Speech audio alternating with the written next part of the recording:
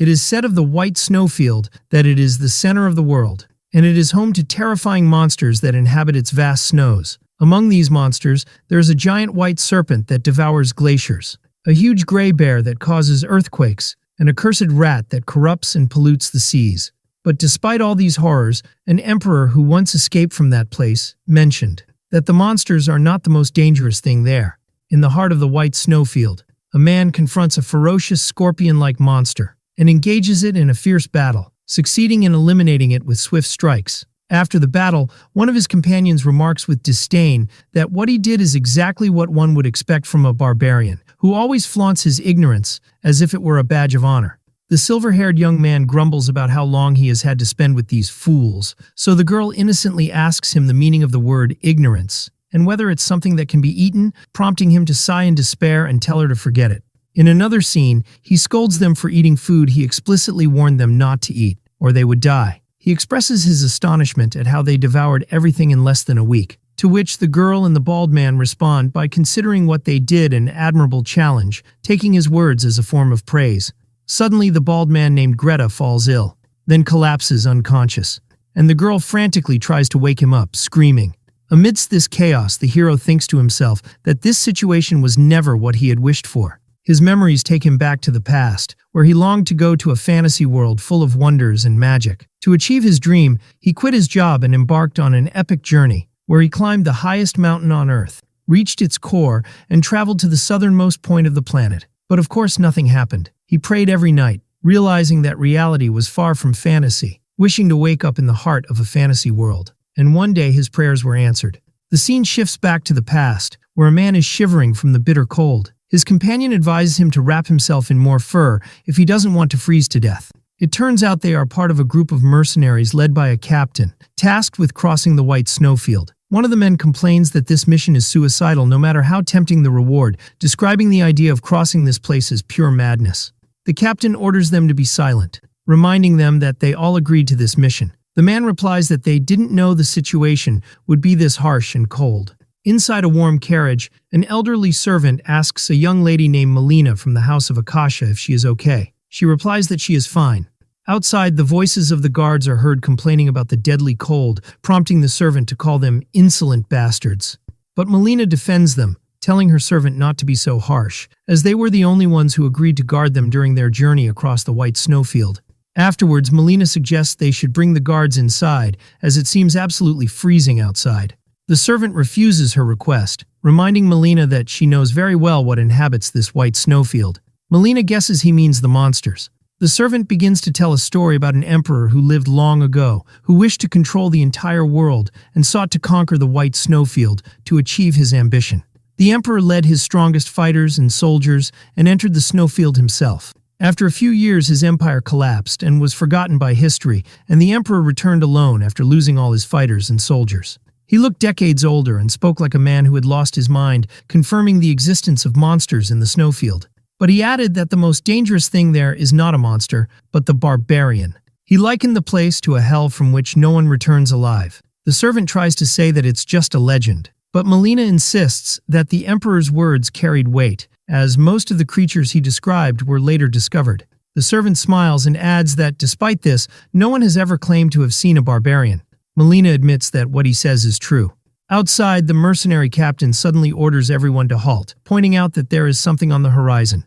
They cannot see the figure clearly in the distant horizon amidst the falling snow. The captain tells them the good news is that the newcomer is small, but the bad news is that it is heading straight for them. Everyone is shocked and expectant. As the figure approaches, they realize it is a human. But the real shock comes when they recognize him as a barbarian, striking terror into the hearts of the mercenaries.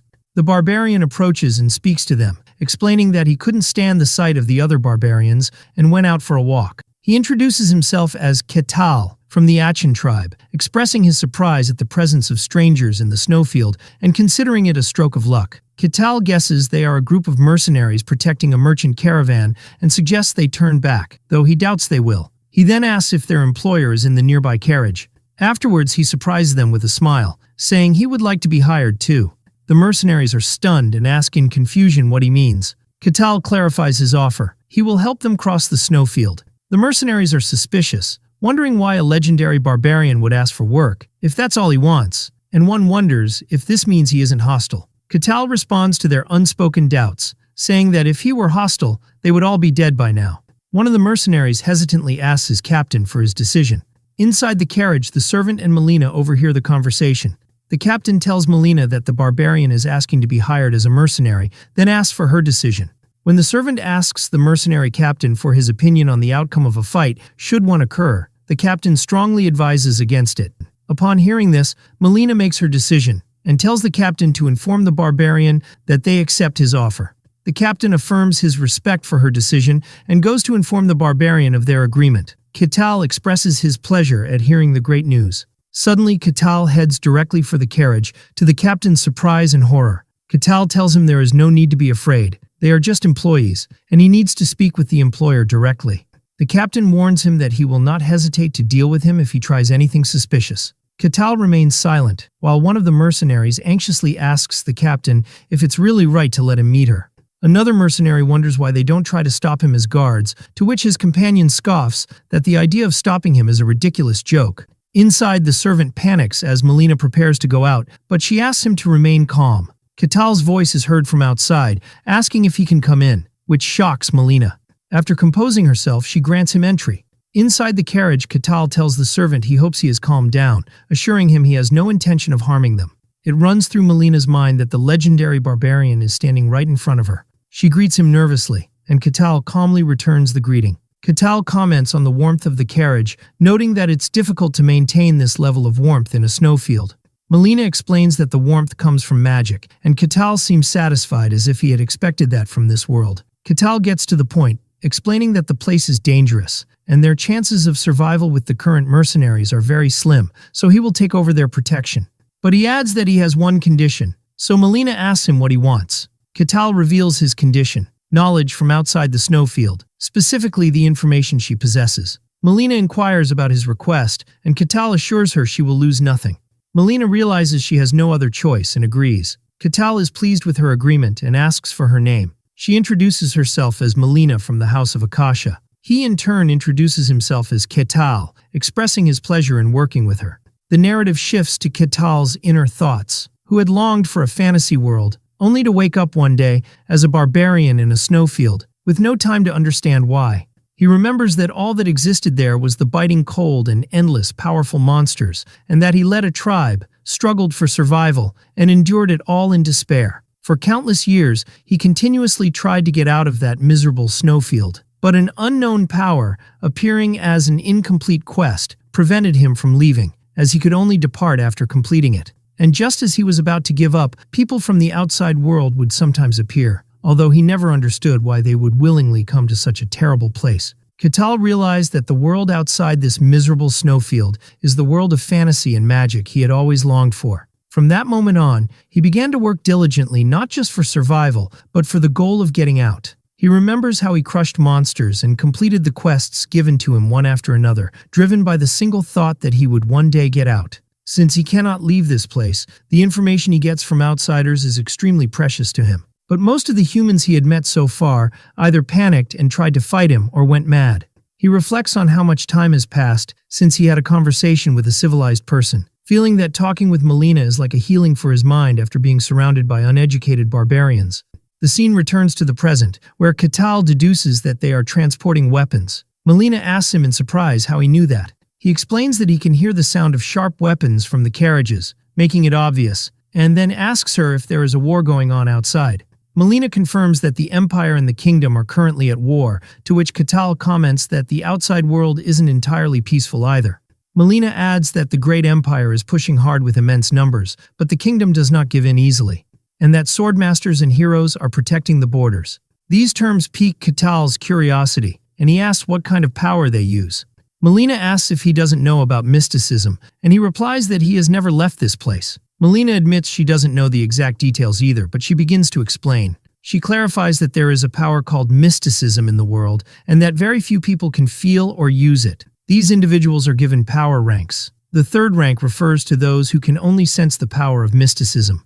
The second rank includes those who can actually use this power, and the first rank are those who can manifest the power in the form of mana or aura, with knights, mages, and element users typically belonging to this rank. She explains that beyond that, the ranks become meaningless, because their holders are beings beyond human comprehension. She describes the transcendent rank, people who can control and freely use mysticism, capable of splitting the heavens and the earth, and the Swordmaster belongs to this rank. Finally, there is the hero, who is described as a mythical being that goes beyond controlling mysticism to influence the world itself. Melina concludes her explanation by noting that even a third-rank holder is considered a powerful person in a small region. After hearing all this, Catal declares that he would like to meet them, leaving Melina bewildered. Catal thinks to himself that he no longer remembers how long he has been trapped here, and he was just desperately trying to survive. All he knows is that he is in a snowfield in the middle of a fantasy world, and he cannot escape it. He desperately wants to get out of this snowfield. He corrects himself insistently, saying that he must get out. Melina resumes her talk, asking Catal if he is the barbarian from the legends. He replies that one could say so, and he deduces from her expression that she is aware of his existence. She confirms there is a legend about him, which surprises Catal to hear. Catal laughs as he realizes the madman he met before must have been the emperor from the legend. He then assures Melina that her legend is likely true, as such a person did come here a long time ago. Catal changes the subject, wondering why they are transporting such a large quantity of weapons through this particularly dangerous snowfield. When Catal asks her the reason for her journey, Melina replies that they need a lot of money. She explains that her family, who has been in trade for generations, has accumulated massive debts due to the schemes of envious rivals, and that this journey is to prevent their family's collapse. Catal cleverly deduces that her plan to pay off the debts is to sell weapons to the kingdom, which is at war with the Empire, surprising Melina with his ability to know that. Catal explains his reasoning, saying she previously mentioned that the Empire attacks with huge numbers,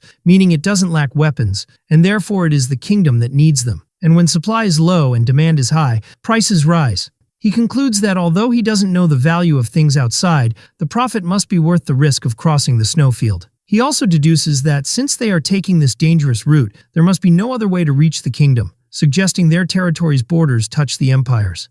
Melina confirms that his deduction is correct. Melina is stunned by his shrewdness, thinking that this is impossible, as she had heard the legendary barbarian was a savage ignoramus, and she wonders about his true identity. Suddenly the carriage shakes violently, and the servant cries out in surprise. Catal calmly announces that they have uninvited guests.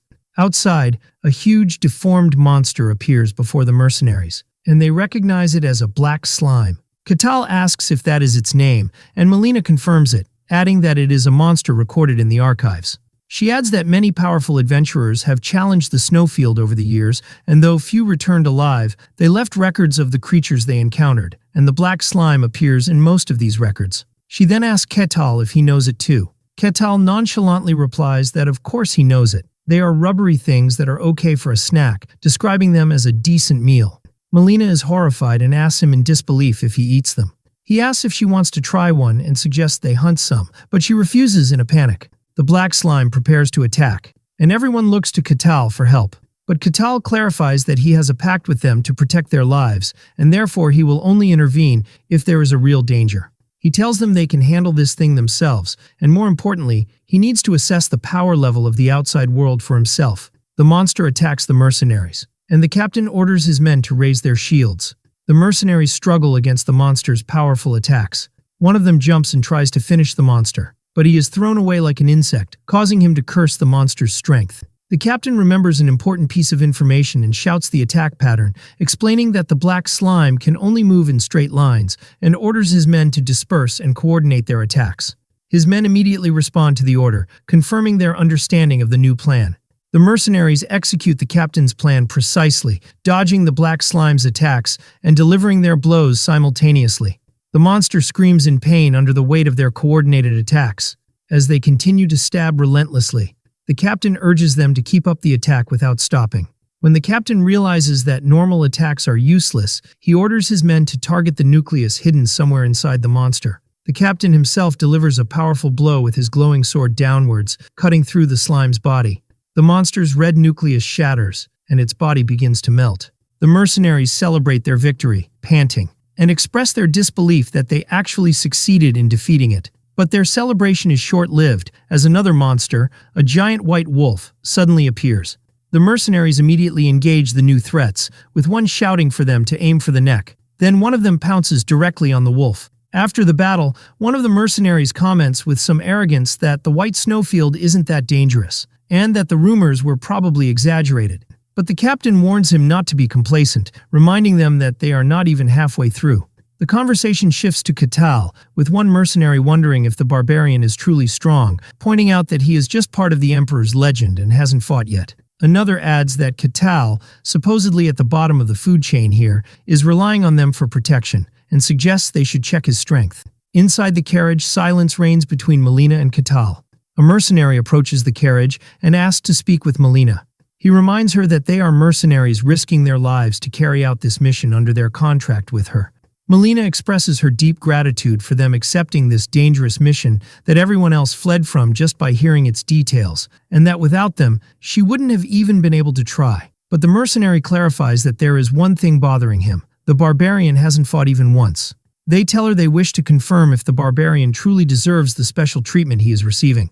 The captain claims he tried to stop them, but they didn't listen. Catal, who was listening, intervenes, saying he doesn't mind testing his strength, but not now. He explains that they have other visitors who came before them.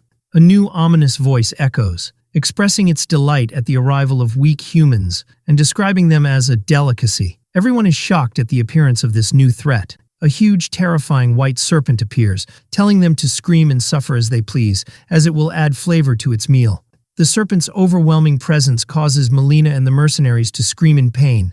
Catal steps forward and orders the serpent to stop, declaring that these are his guests, and commands it to go back. The serpent asks Catal why he is there, reminding him of the snowfield's rules that prohibit leaving the tribe's territory. Catal replies that it's none of its business, which angers the serpent, telling him not to be ridiculous.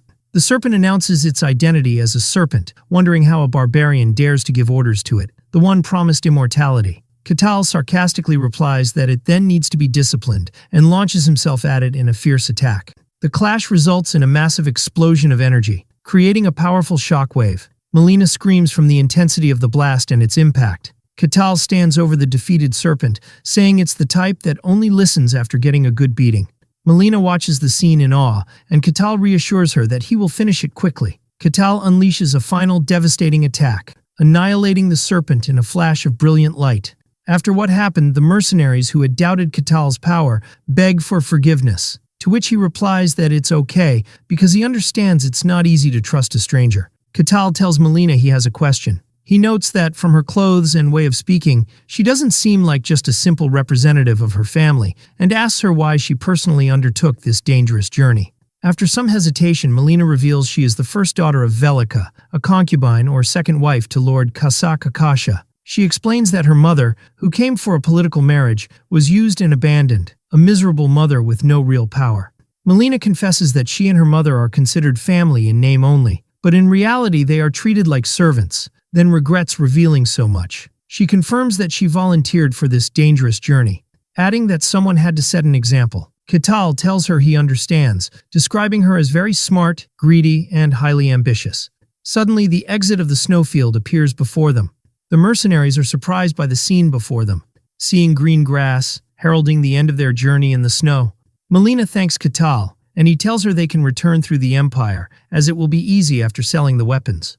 Melina asks him what he meant by describing her as smart and ambitious. Catal confirms that his words meant exactly what he said. He begins to explain his deduction, saying that her once highly respected family is now in great turmoil due to a lack of funds. He adds that although she is the daughter of a concubine, if she personally takes action and carves a path to salvation, while the family is on the verge of collapse. He asks, in that case, who will the people trust and follow? He concludes that her true goal is to seize real power in the family. He then asks if he is mistaken, and Melina admits his answer is perfect. Catal comments that it's a common story for a concubine's child to take on a dangerous challenge to inherit the family.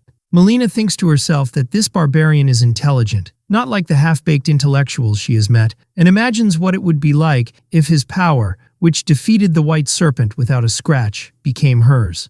Accordingly, she offers Catal to come with her if he ever considers leaving the snowfield. Catal declines her offer for now, explaining that he still has some matters to attend to. So, Melina offers him a piece of her jewelry. She tells him that if he ever gets out and looks for the Akasha family, he should show them this piece. Katal gladly accepts the gift. They exchange farewells, with Melina thanking him and praying they will meet again. Katal watches their carriage as it drives away. 5 years later, in the white snowfield, a message appears stating that Katal has completed quest number 1784 and that all conditions have been met. Another message appears telling him he can leave the snowfield, and he begins to cross through a shimmering barrier. Katal thinks that this is finally his first step into the fantasy world he has always wanted. He enjoys the smells of grass, animals, and the river, scents he would never have experienced in the snowfield. He expresses his happiness with these new smells, feeling completely satisfied. He shouts at the distant snowfield, vowing never to return to it. He reflects on finally reaching the world he dreamed of, the world of fantasy and mystery he thought he would never reach, and that, although the starting point was terribly wrong, he managed to survive. He announces his intention to enjoy this world with all its dragons, elves, magic, and swords. He believes his intense desire to reach this fantasy world is what kept him alive in that hell. Then he senses a gathering of beings nearby. He assumes this gathering is a village and feels excited to finally see a civilized town. He remembers the ignorant barbarians he lived with and how they were oblivious to the importance of shelter, and feels a strong nostalgia for a well-designed human settlement. As he wonders how to introduce himself politely, he hears a voice. The voice announces to the dear elf villagers that this place will become their new home. He watches a group of elves unloading their belongings and celebrating their new home. A young elf anxiously asks an elder if the place is truly safe, and the elder assures him it is. But the young man is still worried, even though the area is remote and inaccessible to humans. He expresses his concern about the proximity of the snowfield, and the elder understands he fears the appearance of monsters. The elder reassures him, saying that nothing has come out of the snowfield for thousands of years, and that they have also set up a barrier as a precaution.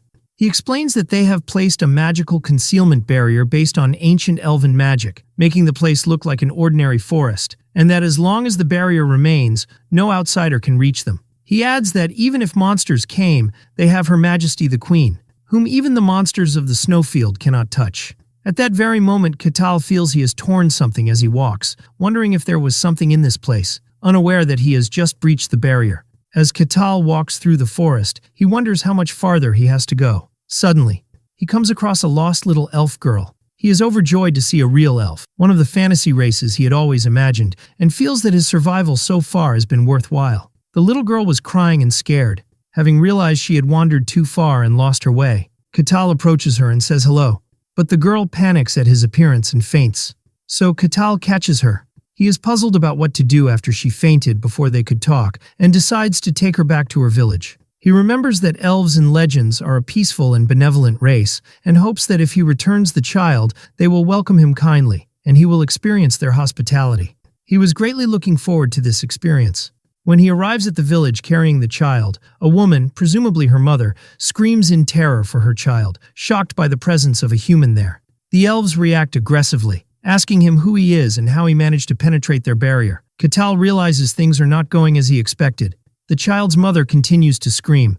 The elf elder expresses his shock, wondering how a human could have entered their protected land with a barrier. One of the elves tells him there is a crack in the barrier, and the elder panics, asking for the whereabouts of Her Majesty the Queen, and is told she has left for a short reconnaissance tour. Katal tries to explain that he is not their enemy, but a warrior threatens to hunt him to the ends of the world if he doesn't return the child. The elder declares that their location has been exposed, and concludes that since the barrier has been breached, the humans must have come fully prepared. He wonders how long the humans have been tracking them. Katal realizes they think he is a kidnapper, and decides he must clear up the misunderstanding first. He places the child, who has regained consciousness, on the ground, and tells her to go back to her people. The child looks at him, terrified by his frightening appearance, then runs away. The child cries and screams so intensely that Katal wonders if his face is really that scary. He is a little shocked. He thought his appearance was decent enough when he was in the snowfield. He tries to talk to them again, explaining that he returned the child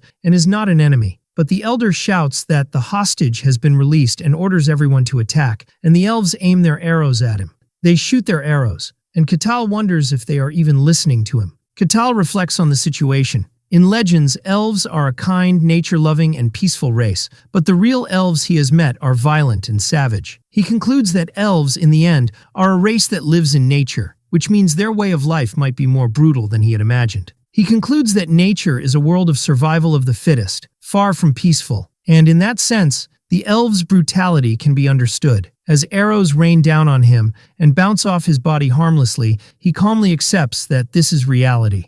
The elves are shocked, and the elder wonders what kind of magical tool Catal is using, ordering the archers to continue the attack, assuming he has his limits. Catal decides to calm them down and unleashes a massive wave of purple energy. The explosion creates a powerful shock wave, sending the elves flying through the air. The elder stands in a daze, wondering what just happened. Catal, standing in the crater created by the blast, repeats that he is not their enemy. He thinks to himself that he might have misjudged his strength a little. At that moment, Catal is attacked by another arrow surrounded by a phoenix-like fiery aura, and the attack causes a powerful fiery explosion. It was the elf queen, Markria Hashian Karusia, who launched the attack and asks what is going on.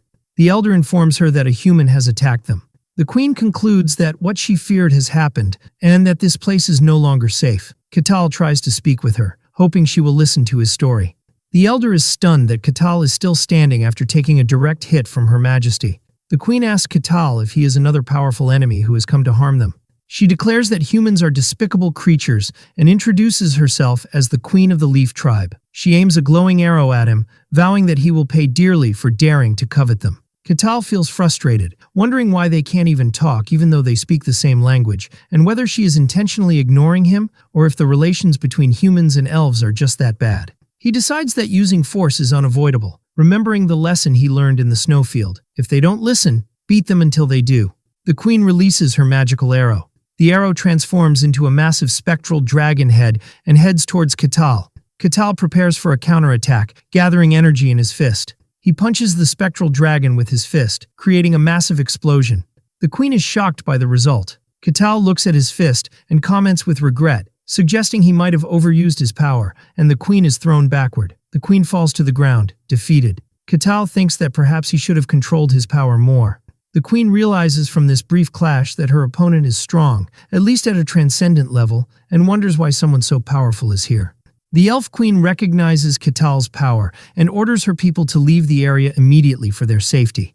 The elves withdraw on her command. The queen tells Catal that she acknowledges his strength, but assures him he will never achieve his goal. Catal thinks to himself that the situation has turned into a complete disaster when all he wanted was to talk to them. The queen begins to chant a powerful spell, summoning a horned being that carries the purest flame. She summons a great spirit in the form of a flaming bull, named Vigo.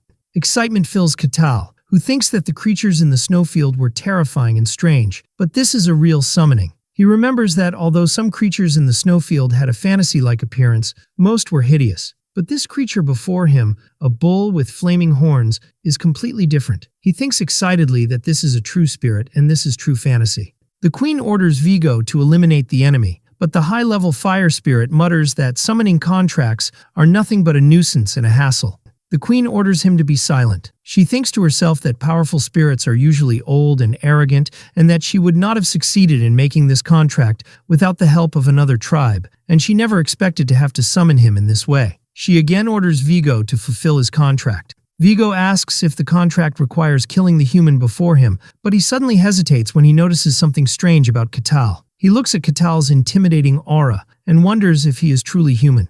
Meanwhile, Catal is still in a daze from the splendor of the fantasy scene, before realizing with disappointment that the human to be killed is himself. Vigo scoffs at the audacity of a human to covet a race of nature and decides he will burn him to ashes.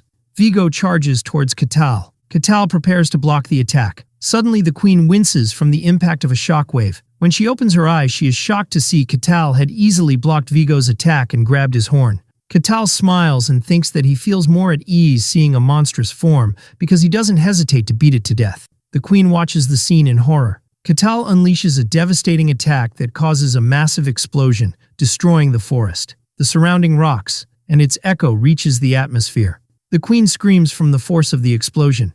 The green forest turns into a huge crater, and the queen looks on in disbelief at what happened. Catal walks toward the defeated queen in the middle of the crater and approaches her. The defeated elf queen begs him to at least spare her people. Catal calmly assures her that he is not their enemy.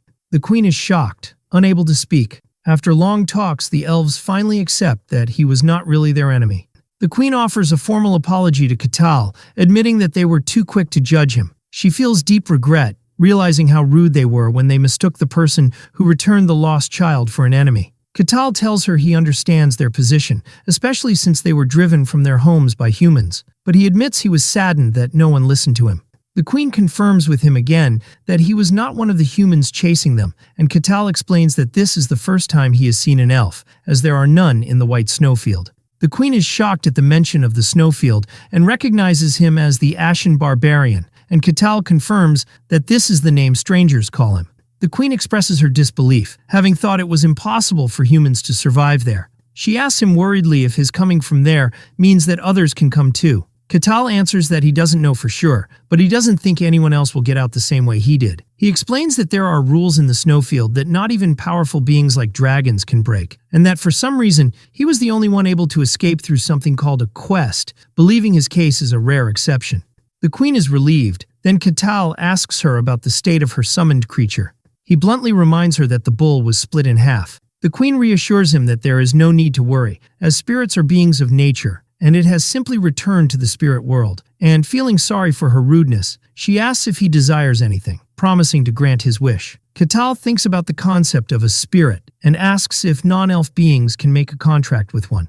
At first, the queen thinks it's impossible, but she reconsiders, stating that there are some humans close to nature who can make pacts with spirits. After thinking, she tells him that if he wishes to contract a spirit, he should go to Elfo Sagrado. She explains that this place is the sacred land of all elves where their god resides, and that he might be able to fulfill his wish there. Ketal asks if a human like him can go there. The queen replies that it might be possible with her recommendation, and offers to give him the location on the condition that he keeps it a secret. The queen's inner thoughts reveal that Elfo Sagrado is the dream destination for all who study elves. She thinks that elves never reveal its location to other races because humans pose a great danger to this sacred place. Despite this, she decides to trust him and offers him a glowing crystal. Ketal accepts it gratefully.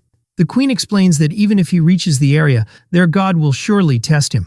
But she expresses confidence that he will succeed and wishes him a safe journey, and Ketal thanks her. The queen formally introduces herself as Markria Hashian Karusia, queen of the Leaf tribe, and asks for his name. He introduces himself as Ketal, the barbarian. After some time has passed, Ketal speeds through the forest. At the border of the Barkon territory in the kingdom of Gehenthra, the guards panic due to a thunderous noise and an immense power approaching them. The guard captain orders the bell to be rung, and all guards to assemble immediately. Ketal suddenly arrives, his powerful landing causing a tremor that kicks up dust and debris. The guard captain is shocked by his sudden appearance. Ketal greets them and asks if they are the guards. The guards are bewildered and cautious. They wonder if he is the source of the noise and whether he is an enemy. One of the guards notices Ketal's gray hair and the scar on his chest, and realizes with a shock that he might be the legendary Ashen Barbarian. As Ketal approaches them, the guards raise their weapons and warn him not to come any closer, or they will attack. Ketal calmly tells them he is not their enemy and hopes they will calm down. One of the guards nervously asks him what he wants from them. Ketal points his finger in a certain direction, and the guard asks him what he means by pointing to the city gate. Ketal expresses his desire to visit their territory, and the guards are shocked by what he said. The scene shifts to a room, where the guard captain asks Ketal if his purpose is merely to pass through. Ketal replies that he would like to stay for a while if possible, but he doesn't know for how long. The captain asks for his name, and he replies, Ketal. When the captain asks for any proof of identity or someone who can confirm his identity, Ketal says he has nothing of the sort. Ketal remembers the crest Melina gave him, recalling her words to show it to the Akasha family if he ever got out of the snowfield. He presents the crest and asks if this is sufficient. Ketal explains that it is the crest of the Akasha family, and he received it from a descendant of that lineage. The captain recognized the name as the Merchant family from the kingdom of Dinian. The captain recalls hearing about a merchant family that came to the snowfield a few years ago and notes that the Akasha family's influence has grown rapidly recently after a change in the family head. Ketal asks again if the crest is enough to confirm his identity. The captain says it doesn't look fake, but it's hard to confirm since it's not from their kingdom. The captain decides that although the crest isn't a complete confirmation, it is useful. He allows Ketal to enter, but on one condition. He clarifies that the condition is to confirm that he is not a dangerous person. The captain explains that there are 3 other people with unconfirmed identities also trying to enter the territory. The condition is that Katal must form a team with them and they must clear a nearby dungeon to prove they pose no threat. Katal finds this condition easier than he expected. Katal agrees to the captain's condition, but the captain adds another one. The second condition is that after clearing the dungeon, Katal must report all information about the operation to them. Katal understands the captain's clever plan to have the people with unknown identities watch each other, and through their reports, he will be able to expose any suspicious ones among them. The captain changes the subject, flustered, and asks Katal if he is really a barbarian. Katal confirms that he is indeed a barbarian. The captain expresses his surprise, admitting he has never seen a barbarian like him before and had thought they were just an ignorant race, then ends the conversation and tells him to set off. The scene shifts to a waiting room, where a man named Alessandro Tyrannus, a supposed holy knight, complains about having to enter a dungeon with a scoundrel who takes advantage of people. A thief named Kasan Hak retorts, sarcastically asking if the old man is venting his anger on him because another thief scammed him out of all his money. Alessandro gets angry and asks how a thief dares to insult a holy knight. Kasan mocks him, questioning if real holy knights wear worn-out armor, and says if he were a real knight, he wouldn't be here in the first place. He concludes that Alessandro is just a wandering warrior, and that they are both the same kind of insects. Alessandro erupts in anger and threatens to fight. Kasan scoffs at him, asking if he thinks his shabby armor will protect him. The third team member, a priestess, intervenes and asks them to stop. The priestess, Hayez of Calusia, expresses her concern about having to clear a dungeon with these people. The guard captain enters and tells them the minimum for entering the dungeon is 4 people, and that someone else will be joining them. The priestess hopes the last person is normal, and the captain tells her she can judge for herself as he has just arrived. Katal enters the room, and the existing team members are shocked by his presence. Katal cheerfully asks them if they are his team members. The team members react in shock. Alessandro notes his massive size. The priestess wonders if he is human, and Kasan feels the immense pressure emanating from him. Katal says hello. The guard captain tells them they can introduce themselves while he steps out for a moment. Katal begins by introducing himself, saying he is Katal, a barbarian. He then asks the thief for his name, who hesitantly introduces himself as Kasan Hak. He moves on to the holy knight, who introduces himself as Alessandro Tyrannus, and Katal asks him if he uses holy power.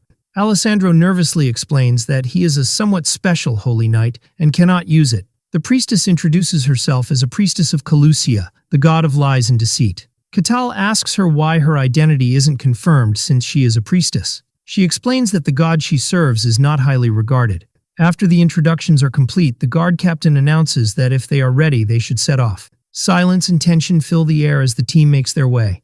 The accompanying guard announces their arrival. The guard points to the dungeon entrance. He explains that it is a 3-floor dungeon, and the monsters that appear inside are undead. The objective is to clear it and find a crest inside. Katal asks Kasan to explain the plan before they begin. He starts to explain, and when he addresses Katal as Sir, Katal cheerfully tells him to drop the formalities because they are comrades. Kasan assigns the roles, saying Katal and the warrior, Alessandro, will form the front line while he will check for traps. He adds that the priestess will support the battle from the rear with her divine powers. Katal agrees to the plan, which confuses Kasan. Katal then enthusiastically announces that they will set off. The team enters the dark dungeon, with Katal leading the way. Inside, Kasan notes the pitch-black darkness and the absence of the usual traps or keys, finding it suspiciously ordinary. Suddenly, Kasan stops the group, pointing out that there is a monster, although Katal sees nothing. He points to the bone fragments scattered on the ground, explaining that they are skeletons that will rise and attack them if they get any closer. Kasan realized to himself that the guard captain knew about this, and that this dungeon was not just a test, but a way to get rid of troublesome outsiders. Katal thinks about the word skeletons.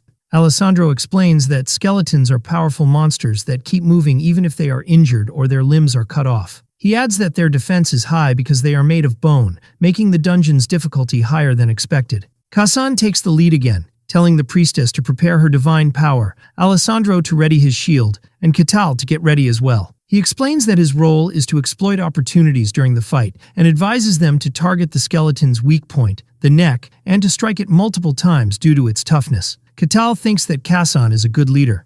As soon as they advance, a skeleton rises from the ground. The team members prepare for battle. but Katal simply raises his hand. With a single easy blow, he shatters the skeleton's skull. He then blows the magical dust off his hand.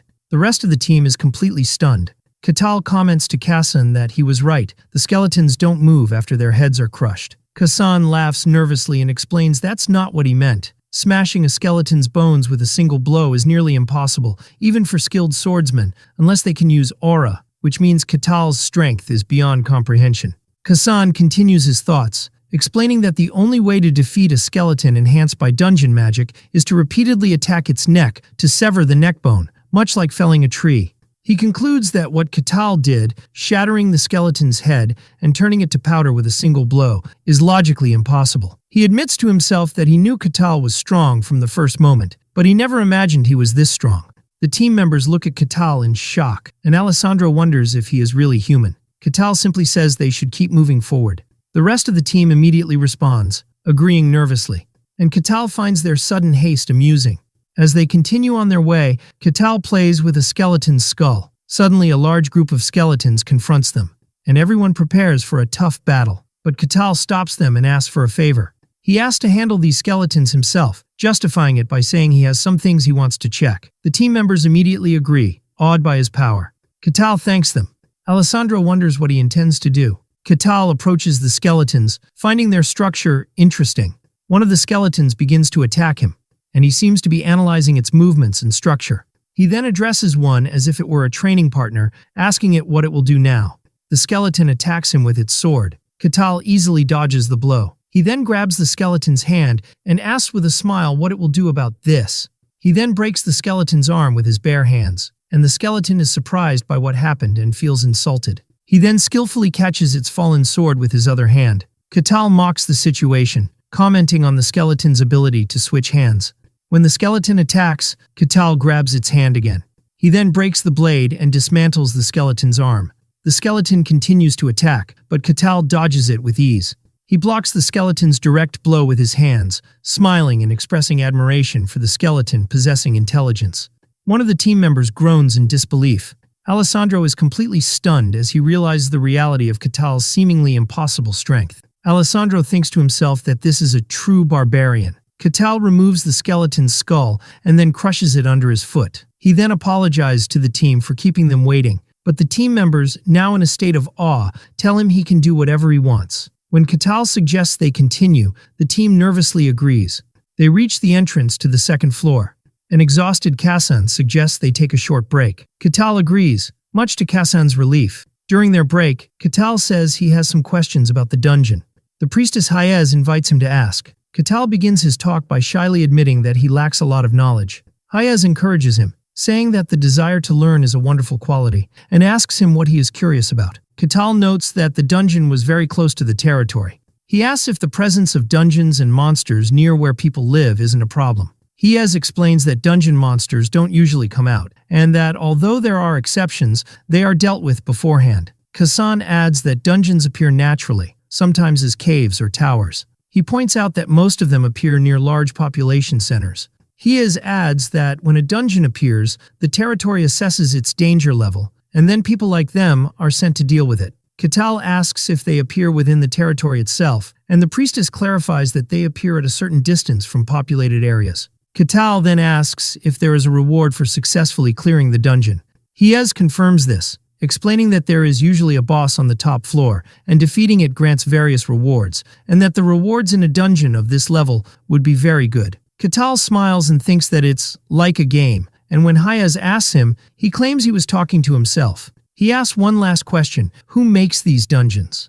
The team is taken aback by the question, and Hayez answers that they appear naturally and no one makes them. Katal finds this strange, pointing out that they appear near population centers, as if they were made to be explored. He continues his analysis, saying that they appear near where people live and lure them with rewards. He concludes that it seems too artificial to be a natural phenomenon. Hayez is astonished, realizing the truth in his words. She admits that she never thought about it before because it seemed self-evident. Kassan thinks to himself that he never questioned it because it was an accepted principle in fact, and wonders how this barbarian could question such a truth. He concludes his thoughts by stating that barbarians are an ignorant and savage race, cruel and merciless beings, and that this fact has not changed. Kassan continues to think to himself, wondering if this barbarian is really normal. Katal gets the team's attention, asking them if they have rested enough. The team members nervously confirm that they have. Katal cheerfully tells them they should set off again.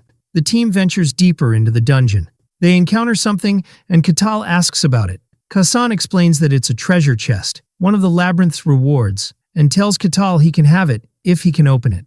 He adds that opening a chest of this level requires a skilled thief with a proven ability in lockpicking. Kassan laments that a thief with such skill wouldn't need to enter a dungeon in the first place, suggesting they should abandon it. But Katal simply tells Kassan to open it. Kassan is shocked. Katal points out that this is a treasure chest and Kassan is a thief. Katal enthusiastically explains that opening treasure chests is the essence of a thief's work, and that he is excited to see a thief's skills for himself. Kassan thinks that Katal is not wrong, but there's a problem. If he could do it, he wouldn't be here in the first place. His internal struggle reveals his lack of self-confidence. He is just a minor thief, not even recognized by the Thieves' Guild, and he doesn't actually possess lock-picking skills. He can't tell Katal the truth, fearing that the anticipation in his eyes will turn to disappointment. Katal intervenes when he sees his hesitation, asking if he is incapable of even doing this, calling him useless. Driven by fear, Kassan agrees to try.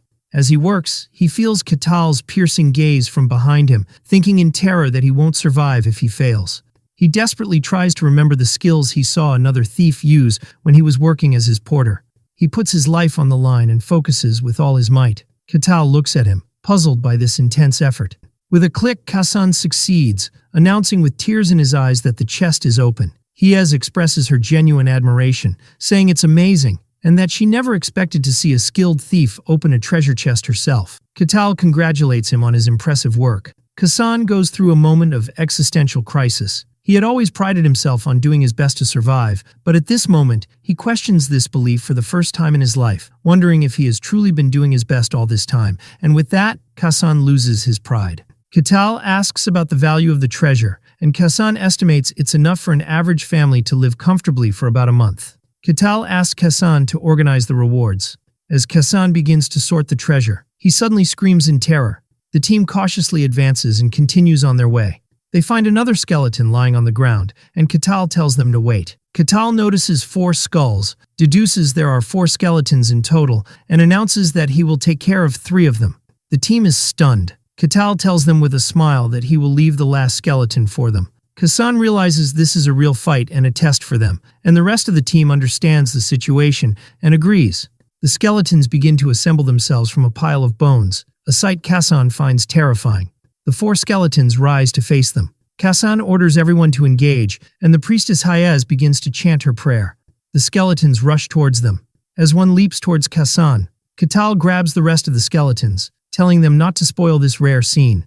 A skeleton attacks Alessandro, who blocks it with his shield. Alessandro dodges the attack, and Kassan jumps in to attack the same skeleton. Hiez casts the Shadow of Illusion spell, which hits the skeleton and makes it stagger. Katal watches and laughs, commenting that it's rare to see a textbook example of organized party combat. He eliminates the 3 skeletons in his hands and then says he can now enjoy the show. Kassan continues to try and attack the skeleton. The team members realize that Katal is testing them. The last skeleton, left for the team, seems confused after its comrades disappeared. Kassan thinks to himself that if they show weakness, they will die. After the battle ends, the team appears extremely exhausted. Katal thinks that those who came to the snowfield were all strong. The team advances, and although the monsters on the 3rd floor were also skeletons, thanks to Katal's leadership, they progressed without much difficulty, until they finally reached their destination. They arrive at the deepest room of the dungeon. There, they find the dungeon boss, a skeletal knight sitting on a throne. Hiez is shocked, wondering why such a being is here. Katal asks if this monster is different from the others, and Hiez confirms that it is very strong. She explains that the skeletal knight is an opponent that can only be faced by those at the knight level, and this monster is beyond their ability to handle, then asks what would happen if they decided to turn back. Kassan explains that in that case, the territory would conduct an investigation, and if they found the decision was reasonable, the matter would usually be resolved without issues. Katal describes the team's decision to withdraw as reasonable. The skeletal knight sitting on its throne radiates an ominous energy. Katal approaches it, admiring that it's a skeleton that can maintain its own form.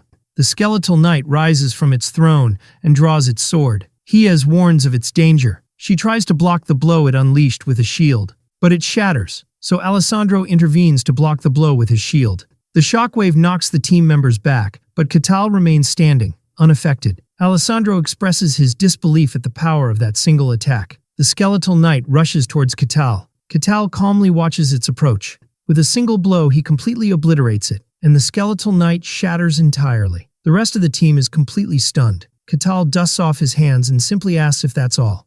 A new treasure chest appears, and Catal calls out to Kassan. He asks if he can open it, and Kassan replies in a panic that it's impossible because it's protected by a high-level lock beyond his skills. Catal comments that it's a shame, and Kassan agrees that they should abandon the chest. Catal ignores this and prepares to smash the chest open by force, shocking Kassan. With a powerful blow, Catal shatters the chest and opens it. Catal comments that the reward might be bigger this way and asks Kassan to collect the loot. Kassan thinks to himself that he has never heard of smashing a treasure chest by force and wonders why Catal asked him to open the first chest if he could simply smash it. They exit the dungeon, which begins to disappear. Kassan explains that when a dungeon is fully cleared, it disappears, and he concludes that there was no secret room this time. The concept of a secret room interests Catal, and Kassan tells him they exist but are rare, which Catal finds interesting. The guard captain is waiting for them, shocked at their swift return. The captain asks about the dungeon, and Catal replies that it was very satisfying. The captain tells them he will follow the exit procedures and asks them to accompany him one by one. The priestess is questioned first, and she reports no major problems. The guard captain asks her if she thinks the barbarian can stay in the territory. The guard captain thinks to himself, hesitant about the decision to let the barbarian stay, noting that his ambiguity only shows when he is talked about. He concludes that clearing the dungeon was just a means, and the real goal was to expose dangerous individuals. During Kassan's questioning, he mentions that Catal doesn't seem like the type to cause trouble. Alessandro reports that the barbarian is brutally strong but hasn't harmed anyone, concluding that he is completely different from ordinary barbarians.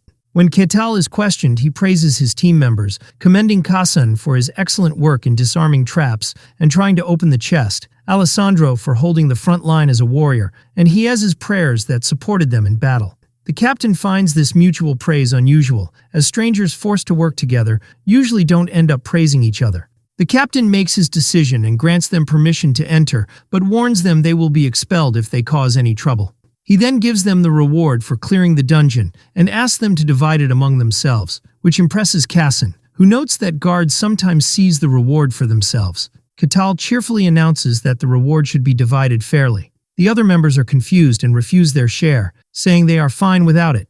But Catal insists that they cleared the dungeon as a team, so the reward must be shared fairly, and he accepts no objections. He then enthusiastically suggests they celebrate by drinking at a nearby tavern. The team nervously agrees, but they are actually terrified and wish they could just go home safely.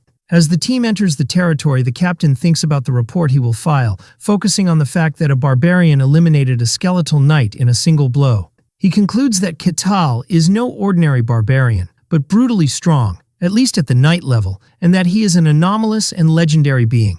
The captain orders one of his subordinates to guard the gate while he goes to report to the Lord. The captain enters the throne room to deliver his report. The Lord of the Barcan territory, Luke Barcan, asks him about the matter.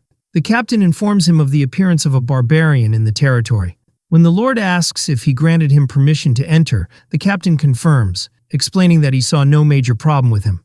The Lord asks what the problem is then. The captain explains that the problem is that the barbarian is so strong he might pose a problem. The Lord asks how strong he is. The captain tells him he eliminated a skeletal knight in a single blow. The Lord repeats this information, noting that defeating such a monster requires at least the strength of a knight. He reflects on the nature of barbarians as simple, uneducated beings who solve everything with brute force. He concludes that Catal is at least first rank, and the captain confirms this is the most likely scenario, without ruling out the possibility of him being even stronger.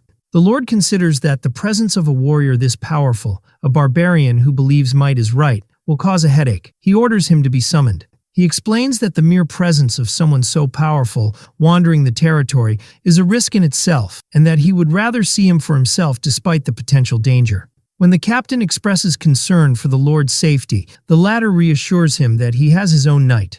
A huge armored knight appears behind the throne, shocking the captain. Lord Barcan asks his knight for his opinion. The knight confidently replies that although Katal may be strong, he is still just an ignorant barbarian and would be no match for his swordsmanship skills, which he learned directly from a great swordmaster. The Lord decides he will speak with the barbarian himself and orders him to be summoned. Meanwhile, Katal is celebrating with his team in a tavern. The rest of the team looks completely exhausted by Katal's massive appetite for food and drink. Katal comments that the food is delicious and the place is quiet, and tells them to eat whatever they like on his tab. He turns to Alessandro and verifies that he is a paladin. He then asks him what kind of holy power he uses, because he didn't see him use any in the dungeon. Alessandro nervously explains that he is still in the training phase and his divine power has not yet awakened. Katal comments that this is a pity, and then asks the priestess Hayez if there is a temple for her god, Calusia, nearby. Hayez replies that she doesn't think so, because her god is not widely welcomed. It is explained that Calusia is the god of lies and deceit, an outcast and rejected deity by the general populace. Hayez asks Katal how strong he really is. Katal replies that he is unsure of his rank because he has only recently left the snowfield, and in turn asks them about the strength of the skeletal knight. Hayez explains that to face a skeletal knight, one must be at least second rank, and to defeat it in a single blow as Katal did, one must be first rank. Katal concludes that his power level is considered second rank. At that moment, the panicked tavern owner interrupts them, announcing that the tavern is about to close, terrified by the barbarian's presence. Katal apologizes and asks everyone to leave. When he asks them if they have other plans, they all assert in a panic that they are very busy. Katal expresses his regret and bids them farewell, hoping to see them again. But their collective thought is that they never want to see him again. Later, Katal is resting in a bed at an inn. He is grateful that he could afford the inn thanks to the dungeon rewards. He considers this place a paradise compared to the snowfield. He thinks about his long journey to reach civilization and his desire to explore more. He decides he wants to go on an adventure and considers destinations like the Elf Sanctuary, the Tower of Magic, and the Royal Capital. He is awakened by a violent knock on the door. The guard captain is at the door and apologizes for waking him. The captain informs him that the Lord wants to see him personally. Katal is interested that the master of this land wants to meet him. He cheerfully agrees. As he gets dressed, the captain is puzzled by his easy agreement, wondering if he has come to the right place. As Katal walks through the territory, which he had only seen at night before, he finds the daytime scene absolutely wonderful. He thinks happily that if this is the kind of lucky fantasy he's going to have, he welcomes it any time. The accompanying guard is bewildered and decides he should distract Katal as much as possible. The guard captain announces the barbarian's arrival to the Lord, who orders him to be brought in. Katal enters the throne room. Lord Luke Barkin, the master of the Barkin territory in the kingdom of Gehenthra, welcomes him. They shake hands and Katal expresses his pleasure at meeting the rightful lord of the territory. He introduces himself as Katal the Barbarian. The guard is shocked to see a barbarian bowing his head. The Lord thinks that barbarians never bow their heads because strength is everything to them, and sarcastically comments that if one lives long enough, one will see everything. The Lord comments that Katal has learned proper etiquette and invites him to sit. Katal contemplates the design of the Lord's castle. He notices the knight guarding the Lord and compares the castle to those of the medieval era. He is amazed to see a real knight, just as he had imagined as a child. But the knight was emitting a clear and strong killing intent. The knight thinks that Katal is a fool for showing such an aura in the Lord's presence, and vows that he will not leave here alive. The Lord tells Katal that the reason for his summons is simple. He wants to confirm a few things. Katal agrees and asks what the Lord wants to confirm. When the Lord asks about his origin, Katal replies that he came from the coldest place in the world, a world covered in white. He specifies that he came from the white snowfield, which shocks the Lord and his knight. The Lord realizes that Katal is truly a barbarian from the legends, a fact that is hard to accept. Katal adds that it was a horrific place, and whether the Lord accepts this fact or not is his choice. The Lord changes the subject and asks a different question about how strong Katal is. Katal rephrases the question, saying what matters is how dangerous his strength is. He answers that it's the wrong question because he doesn't know the standards outside the snowfield. The Lord suggests a way to find out his strength, a duel with one of his knights, with the promise of a handsome reward. Katal repeats the word, duel, and the Lord confirms it will not be a battle to the death. Katal smiles and says he likes the idea, feeling excited at the mere thought of dueling a knight.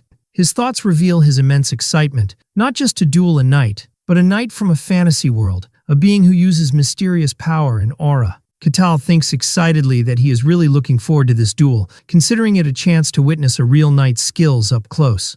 In contrast, Lord Barkin thinks that, despite Katal's politeness, a barbarian remains a barbarian, and his beastly nature that enjoys fighting does not change. The two combatants find themselves in a large dueling arena. The Lord announces the start of the match, expressing his hope that no blood will be shed. The knight arrogantly tells Katal to consider it an honor to witness his swordsmanship. Katal replies that he certainly hopes so. The knight is angered by Katal's calmness and vows to show him the vast difference in skill. The knight launches his attack, his sword seemingly multiplying into 3. Katal is surprised by this technique and realizes it is not just an illusion and that the 3 swords are real, and wonders if this is swordsmanship. The knight is impressed by Katal's ability to dodge his attack by a narrow margin, but sees no need to follow up. With a simple flick of Katal's finger, the sword shatters and the knight is confused, wondering what that was. Before he can realize it, Katal grabs his face. He throws him away and the knight is defeated in a single blow. The Lord is in absolute shock, realizing that a first-ranked knight has been defeated in a single blow, and marvels at Katal's overwhelming power. Katal asks if the match is over. The shocked Lord confirms it is. The Lord assesses the situation in his mind. A barbarian defeats a first-ranked knight in a single blow. His power is monstrous, at least at a supernatural level, and the depth of his power is still unknown. He concludes that a barbarian with such power could upset the balance of power in the world. He decides it is time to inform that person, one of the few people in the world who holds the title of Swordmaster. The Lord contemplates the Swordmaster's arrival, wondering if he will be interested in the matter. Suddenly, a white-haired old man appears in the Lord's room. The Lord laughs, saying that the Swordmaster's tastes are as strange as ever, and the other replies that one needs some entertainment in life. The Swordmaster, who is called Cain, asks the Lord to tell him about this interesting matter. Lord Barkin welcomes Swordmaster Cain, expressing his honor at his visit on such short notice. Meanwhile, the knight who faced Katal is recovering in his bed. The Lord visits him and asks about his health. The knight apologizes and says he will be fine in a few days. Swordmaster Cain appears and scolds his student, saying he should be apologizing to him for losing to an unknown barbarian. Cain examines his student, noting that he has no injuries. He thinks that he saw his student's armor completely shattered, and given his condition, it would have been normal for him to die, yet his body is intact. Cain wonders if the barbarian deliberately controlled his power. The Lord agrees, adding that Katal is not just a reckless barbarian, but can control his power with amazing precision. Cain concludes that showing such restraint means Katal's power far exceeds the knight's level, and that he is at least at a supernatural level. Cain sinks into deep thought. Lord Barkin asks for his opinion, comparing Katal's strength to his own. Cain confidently replies that despite Katal's strength, he is a swordmaster, and that even supernatural power cannot reach him. However, Cain notes that Katal did not use aura and yet possessed such immense power. He agrees that this is impossible through normal means and wonders if this is the power of the barbarians of the White Snowfield. The Lord says he didn't believe it at first, but it seems to be true. Cain reflects on the idea of a legendary human coming from the White Snowfield. He wonders if Katal is truly human, or perhaps of another race, but he dismisses the idea of him being from another race. He reasons that if he were, he would not have shown any consideration for humans by sparing the knight's life, and concludes that this must be a misjudgment on his part. Cain is still concerned about the fact that Katal came specifically from the White Snowfield and wonders why he appeared from there, of all places, at this particular time. When the Lord asks him if something is wrong, Cain dismisses it as a matter for another time, grumbling about the strange requests the Emperor always makes. He reassures the Lord that it's nothing to worry about for now. Cain asks if the barbarian is still in the territory, and the Lord confirms he is. Cain decides he must confirm things for himself. Later, the guard captain asks Katal about his future plans. The captain gives Katal his reward for the duel and informs him that the Lord will no longer interfere with his activities within the territory. Katal thinks that although his plans are not set, it would be good to have an officially recognized identity to avoid future trouble. The captain explains that there are ways to achieve this, either get a high-level sponsor or become a mercenary. He elaborates that if he builds a record of achievements as a mercenary and gets recognition from the guild, his identity can be officially recognized. The guard captain thinks that getting a sponsor is the more suitable path for someone with this barbarian strength, as low-rank mercenaries are treated as mere errand boys. But Katal is charmed by the idea of being a mercenary, who takes requests and kills monsters, considering it the essence of fantasy romance. He asks where he should go to become a mercenary, and the captain tells him there is a guild hall. He eagerly asks the captain to guide him, and the bewildered captain agrees. The narrative explains that although some see mercenaries as romantic figures, they actually represent the lowest rung of society for those without official status. Even the strong ones often die in undiscovered dungeons or become scapegoats for dirty work. Upon arriving at the mercenary guild, he finds the place in chaos due to a violent brawl, with two mercenaries cursing at each other, while onlookers bet on the fight. Nearby, a woman asks the receptionist, Rosa, about the new recruits. Rosa sighs, saying they are all weirdos and hopeless. She mentally lists the new recruits: a madman claiming to be a holy knight, a thief, and a nun no one trusts because of the god she worships. Rosa laments that no respectable people have shown up, and wishes for a handsome prince on a white horse to save her from her job. At that moment, Catal enters the guild, surprising her. Catal surveys the place and recognizes it as the guild hall. The fight immediately stops, and everyone stares at the barbarian in shock. Catal approaches the reception desk and announces his desire to become a mercenary. A flustered Rosa asks him his purpose for doing so. Catal explains that he has various reasons, but he heard he could get official status by working as a mercenary. Rosa confirms this, but warns him that he will need a solid track record of achievements. Catal agrees, so Rosa registers him for 5 silver coins, asking for his name and age. He gives his name as Catal but doesn't know his age, so she jots down an approximate one. After completing the registration, she gives him his mercenary tag, warning him not to lose it as it symbolizes his status. Catal accepts the tag. He immediately asks about available quests, expressing his desire to start right away. Rosa shows him the list of quests available to him. Catal is surprised to find that the list only contains F-rank quests, such as gathering herbs, cleaning basements, sewers and streets, and night watch patrols. Rosa nervously explains that as he is currently an F-rank mercenary, these are the only tasks available to him, and she is worried he might get angry because of his pride as a barbarian. As she begins to explain that he will be able to take on harder tasks after building a work record, Catal interrupts her, saying he will take one of the quests. He points to the herb gathering quest. Rosa is surprised and asks if he is sure, and Catal replies that as long as it's a job that needs to be done, there's no problem. Catal asks where to find the herbs required for his quest. The receptionist, Rosa, explains that he will need to go out of the village and shows him a picture of the required plant. Catal confirms his understanding and says he will be back soon, to which Rosa hesitantly replies. Rosa is left bewildered by his calmness and acceptance. In the forest, Catal contemplates the image of the herb and wonders if it is used for treating wounds, noting its strange appearance. He decides to begin his first mission as a mercenary. About an hour later, Catal returns to the mercenary guild. He presents a huge pile of herbs and asks if this quantity is enough. Rosa is shocked by the large amount. When she examines the herbs, she is surprised by their excellent condition, noting that most mercenaries pick them carelessly. Catal proudly declares that despite his appearance, he is quite confident in his delicate touch. Rosa thanks him for his hard work and gives him his reward, a single silver coin. Catal realizes that this amount is barely enough to buy the cheapest meal. However, he feels deeply moved, as this is the first money he has honestly earned through labor. He tells the astonished Rosa that he is very satisfied and asks if he can take another mission immediately. Rosa is confused, believing it's impossible for him to be happy with such a meager reward. Catal explains that he wants to work as much as possible, as long as the day is not yet over. Rosa wonders why he seems so happy. She comes to the conclusion that this new mercenary is also a weirdo. Time passes and Catal chooses the warehouse cleaning mission for the day. Rosa notes that this is his 3rd cleaning mission after gathering herbs, and wonders in confusion if barbarians like to clean. Hesitantly, Rosa approves his request. Catal arrives at the warehouse and announces that he has come to clean. The warehouse owner panics upon seeing a barbarian.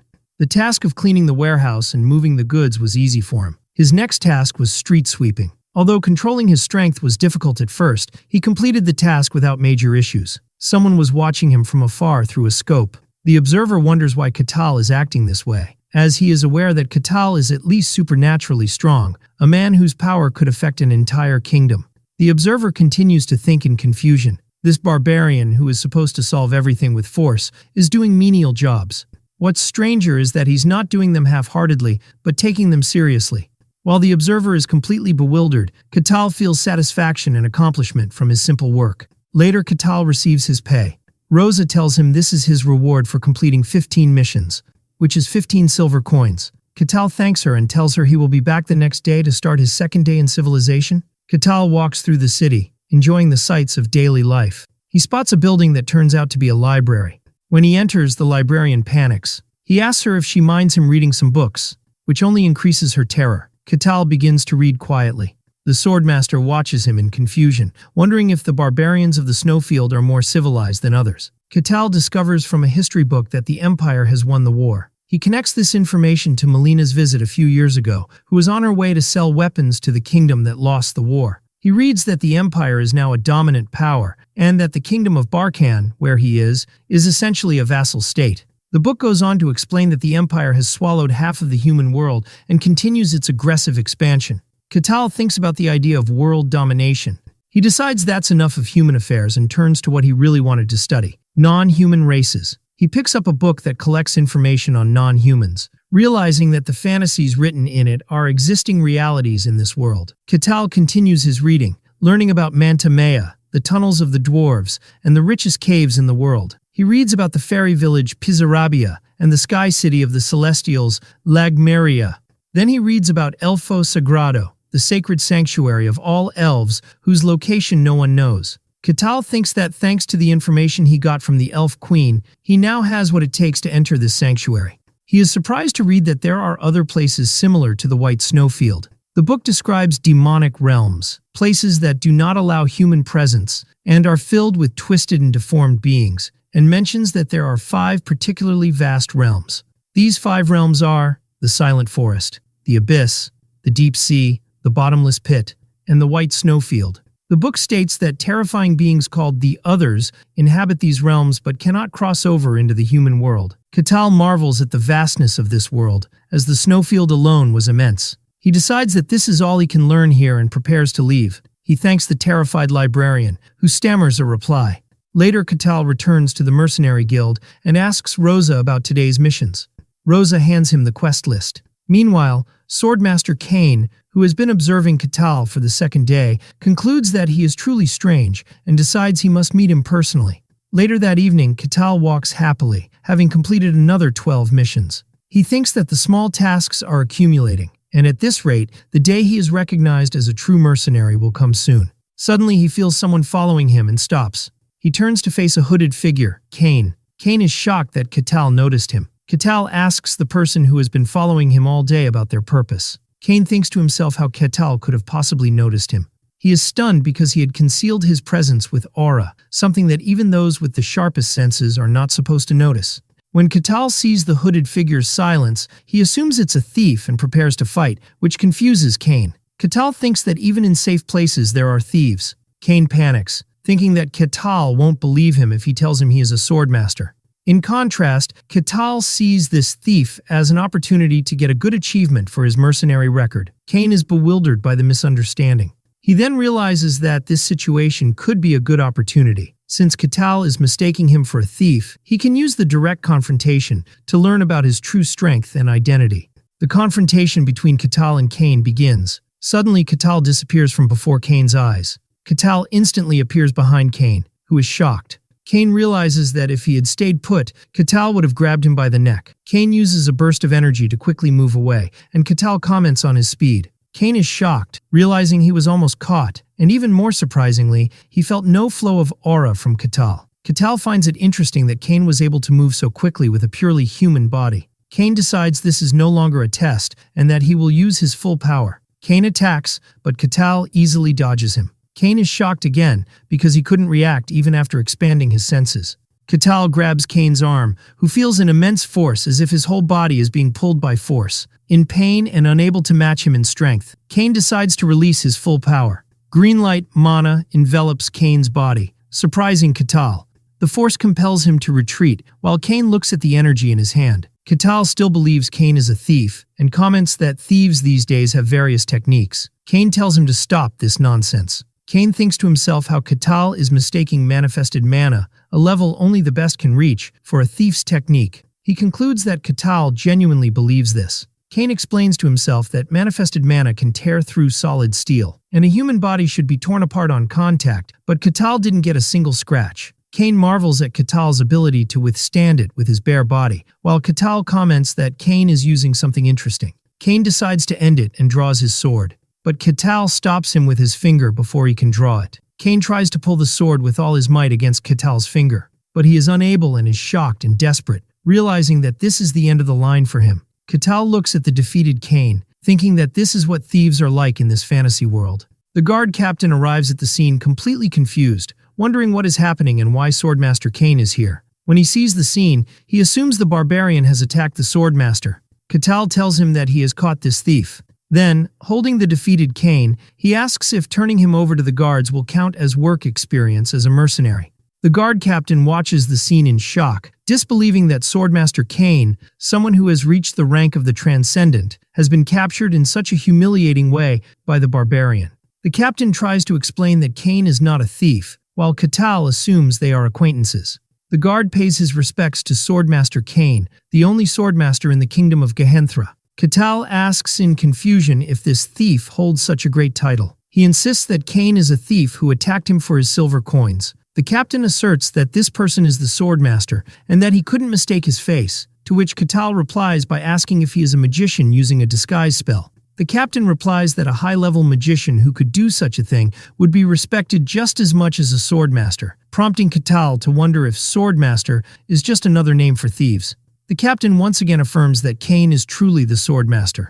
The captain decides he must report this matter to the Lord. The Lord is shocked, wondering if Master Cain has lost. Later, Ketal feels regretful, thinking he should have listened to the whole story. Cain also admits fault, saying the blame is on him for not saying anything, and the two sit in an atmosphere of mutual regret. The Lord thinks to himself, disbelieving that Cain was defeated by the barbarian. He concludes that this barbarian is stronger than the swordmaster. He analyzes the situation, noting that although there are different levels among the Transcendent, and Cain might be at the lowest rank among them, the defeat of a swordmaster by a barbarian is unbelievable. This means Ketal is an uncontrollable force. The Lord finds the situation exhausting and decides to step aside and let the two talk to clear up the misunderstanding between them. He leaves them to talk quietly. Cain reflects on his complete defeat, feeling humiliated and exhausted. He formally introduces himself as Cain, the Swordmaster. When Ketal asks if Swordmaster is his family name, Cain explains that once one reaches this rank, human titles lose their meaning. Ketal understands and asks if the technique he used was a Swordmaster's technique. Cain displays his aura, and Ketal is impressed, declaring that now that he knows it's a Swordmaster's technique, he finds it wonderful. Cain explains that this is the manifestation of mysticism, also known as aura. Ketal realizes the green energy he saw earlier was aura. He eagerly asks how to use it. Cain explains that mysticism must be controlled and manifested. Ketal asks if mysticism is like mana. Cain clarifies that mysticism is the mysterious energy itself. If you use it as mana, you become a magician, while handling it as aura is what makes a swordsman. After understanding that both mages and swordsmen use mysticism, Ketal shyly admits that he still lacks knowledge and asks Cain to teach him his technique. He insistently asks Cain to teach him. Cain is surprised by the request, asking why he is asking for guidance when he is the stronger one. Ketal replies that if Cain had used his sword in their fight, the outcome might have been different. Ketal expresses his excitement to learn, while Cain worries for his pride, anticipating it might be shattered further. Ketal thinks that what he learned of basic swordsmanship in his past life does not compare to this art. This is the true fantasy swordsmanship that uses mysterious aura. Cain begins to explain, stating that the hallmark of his school of swordsmanship is the embodiment of illusion and reality, and asks Ketal what he saw when he fought his student. Ketal realizes the knight he defeated was Cain's student and describes how his sword strikes split into 3 real attacks. Ketal understands that this is what is meant by embodiment. Cain explains that his style focuses more on technique than raw power. He adds that swordsmanship is the art of fusing the sword with aura to use mysticism, and one who reaches the end of this path is called a sword master. Ketal is fascinated by the aura, while Cain still can't believe he is teaching a barbarian. Cain decides to show him directly instead of explaining. Cain demonstrates his technique, delivering a powerful sword strike. Ketal observes that the single sword strike has split into 5 strikes. Cain explains that while many techniques use aura to create illusions, his style alone makes those illusions real. When he asks for his opinion on the skill, Ketal confidently replies that he thinks he can do it too. Cain is shocked and calls his words nonsense. Cain thinks that he dedicated his entire life to reaching this level, and that it's impossible for Ketal to imitate it just by seeing it once. Ketal says it's faster to simply show him and grabs an axe. He takes a stance and attacks, moving the axe with immense speed. At first, Cain thinks it's just fast movements based on brute force. But the attack leaves 5 real marks on the wall, mimicking the effect of Cain's technique. Smoke rises from Katal's axe, and he then asks Cain for his opinion. Cain admits to himself that the effect was similar to his technique, although it was produced only by immense speed and power. Cain argues that what Katal did was just a fast swing without technique, and that true swordsmanship is for actual combat. Katal retorts by asking if the similar result isn't enough. Cain is frustrated because he knows Katal is not wrong. In a fit of frustration, he grabs his sword and challenges Katal again. Cain unleashes his ultimate attack, making Katal wonder if his body is split. Cain explains that this is the body separation technique, achieved by controlling aura to its utmost limits. He challenges Katal to imitate this technique. Katal responds with his own attack, using his axe in a whirlwind of pure physical force, which completely overwhelms Cain's technique. After Katal's attack destroys the arena, he asks Cain for his opinion. Cain collapses to his knees in complete despair. He is devastated, crying that his swordsmanship and everything he has built his entire life has become meaningless, and he finds this situation unbelievable. Katal notes that Cain is more mentally fragile than he thought. Katal approaches the defeated Cain and praises his swordsmanship, downplaying his own ability by saying he was just swinging his axe very fast and that it's not real swordsmanship. Cain realizes Katal is right, admitting that Katal's technique was real and not just a deceptive image, and that he himself could never reach that level of mysticism. Cain begins to compose himself, convincing himself that his swordsmanship is still very valuable because he is the only one who can embody illusion and reality. He enthusiastically declares that his swordsmanship is flawless, and that the barbarian is simply insane. He shouts that for someone to move fast enough to create a real illusion without aura is beyond human limits. Seeing this emotional outburst, Katal asks if Cain can teach him the true meaning of technique. Cain apologizes for his outburst, and Katal replies that he understands. Cain begins his lesson, explaining that to use true technique one must first learn to control aura, but to do that one must first understand mysticism. He explains that no mage, swordsman, or sorcerer can reach a high level without understanding mysticism, and that believers in gods are the only ones who can bypass this. Katal asks if divine power is something separate. Cain confirms this, explaining that miracles are granted directly from the gods and are not tied to personal abilities. Katal says he understands. Cain defines mysticism as the mysterious power within oneself, and how it is used is what determines everything. He explains that to use aura, acquire mana, or control spirits, one must first understand this mysticism. He mentions that there are 5 stages of mysticism, the simplest of which is unveiling the mystery, a state of knowing, perceiving, and sensing it. When Katal asks if anyone can feel it, Cain answers no, explaining that if one is not gifted, one cannot even sense it. He adds that those who can sense it are called third rank. He explains that there are 5 levels granted based on the ability to handle mysticism. He lists the 5 general classifications: third rank, second rank, first rank, transcendent, and hero. Katal suddenly remembers his conversation with Melina, realizing this is what she was talking about. Cain explains that the ranking system is just a convenience, and that the gap between each level is enormous. Katal confirms his understanding, and Cain announces the start of the lesson. Cain declares that the first stage is unveiling the mystery. He instructs Katal to expand his senses to their utmost limit to feel the mystery, explaining that it means awakening senses he has never felt before. He asks him to feel the breeze,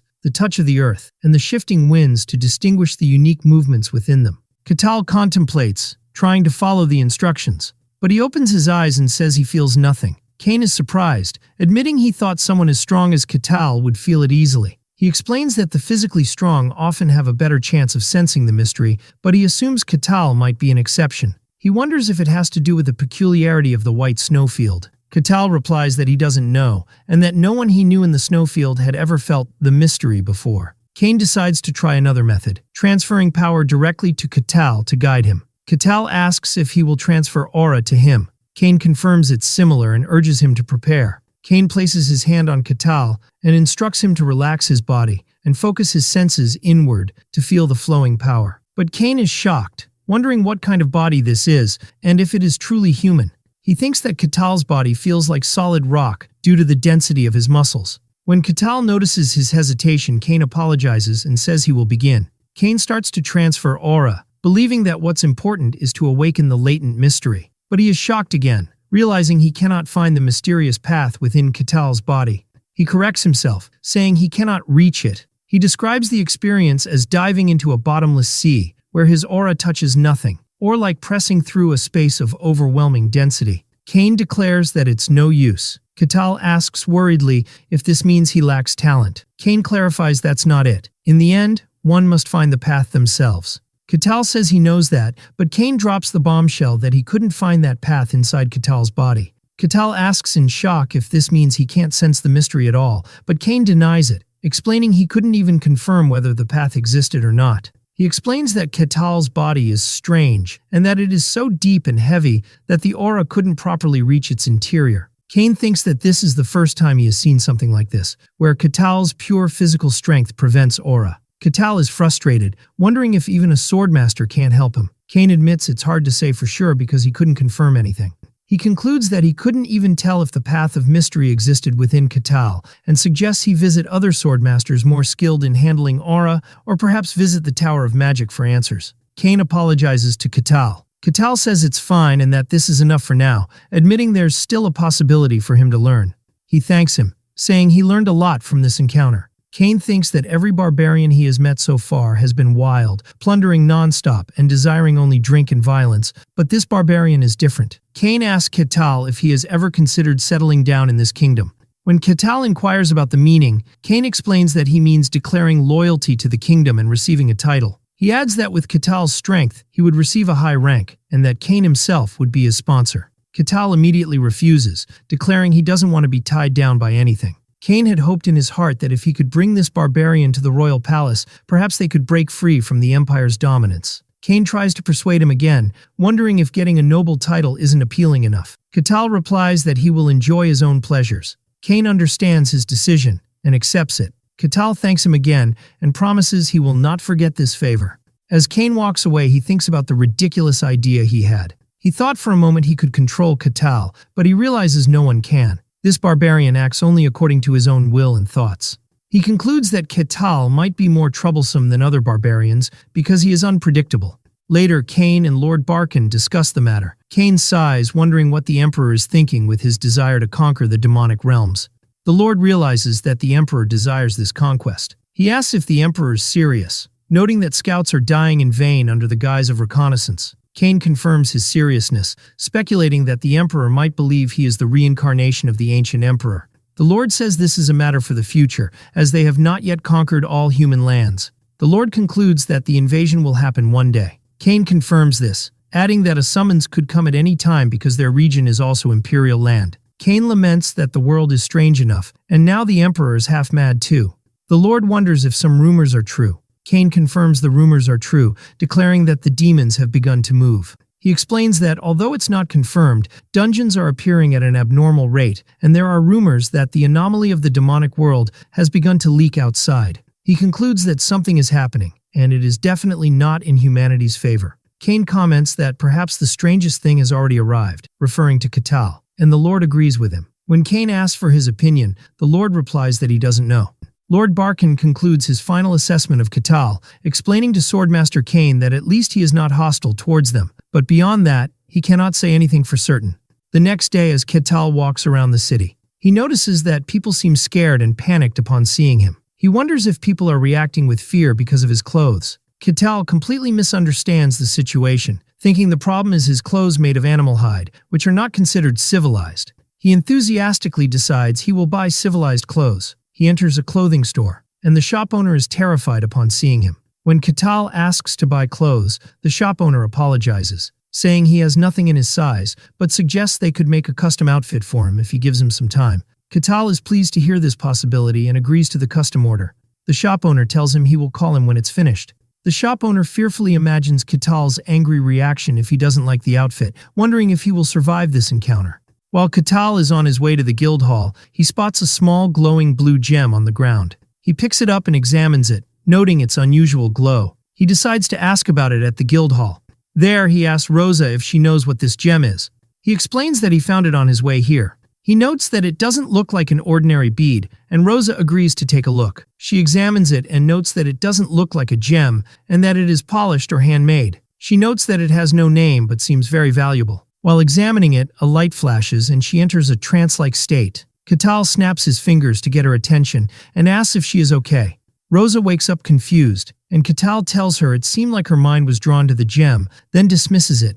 Rosa feels that the gem radiates a strange energy and is difficult to identify, and suggests having it appraised. Katal politely declines the offer, saying he'd rather find out for himself as that's part of the fun. He changes the subject and asks about today's quests. Rosa hands him the quest list filled with simple jobs. Katal takes the board to look at the quests.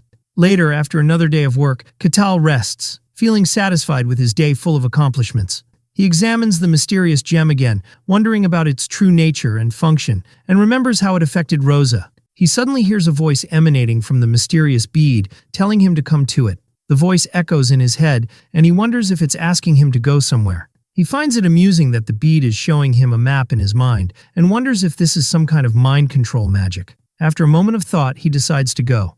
As he is on his way, he tells the insistent voice to be quiet, assuring it that he is coming. He follows the mental map to a dark, hidden location and wonders if this is the place.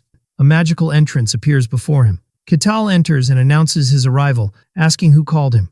A sinister voice notes that another sacrifice has entered, and this time a stupid barbarian will make a good offering. An immortal sorcerer, a lich, declares that his resurrection ritual will begin. The narrative reveals the lich's story. In a time of ancient chaos, there was an evil sorcerer who manipulated kings and ignited wars. But his evil deeds eventually led to his exposure and defeat at the hands of heroes. Moments before his defeat, he succeeded in transferring his soul into a life vessel, thus becoming a lich. A lich is defined as a being that achieves immortality by embedding its soul in a life vessel. Thus, the evil sorcerer became a lich, plotting his resurrection. To complete his resurrection, he needed a large number of souls as sacrifices, so he settled near a remote territory and scattered enchanted beads to lure victims one by one. The lich thinks that his plan was proceeding successfully, but he is puzzled by the presence of a barbarian here, as he chose a remote land to avoid attracting attention. He finds his presence unusual. The lich concludes that Katal's large size will make him an excellent sacrifice.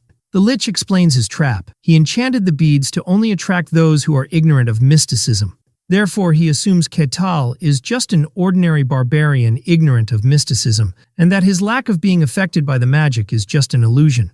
The lich addresses Katal, asking him to become the cornerstone of his glorious resurrection. The scene returns to Katal arriving at huge, ominous doors. When he enters, he finds the lich sitting on a throne. Katal is overjoyed, realizing he is seeing a real lich, one of the classic villains of fantasy worlds.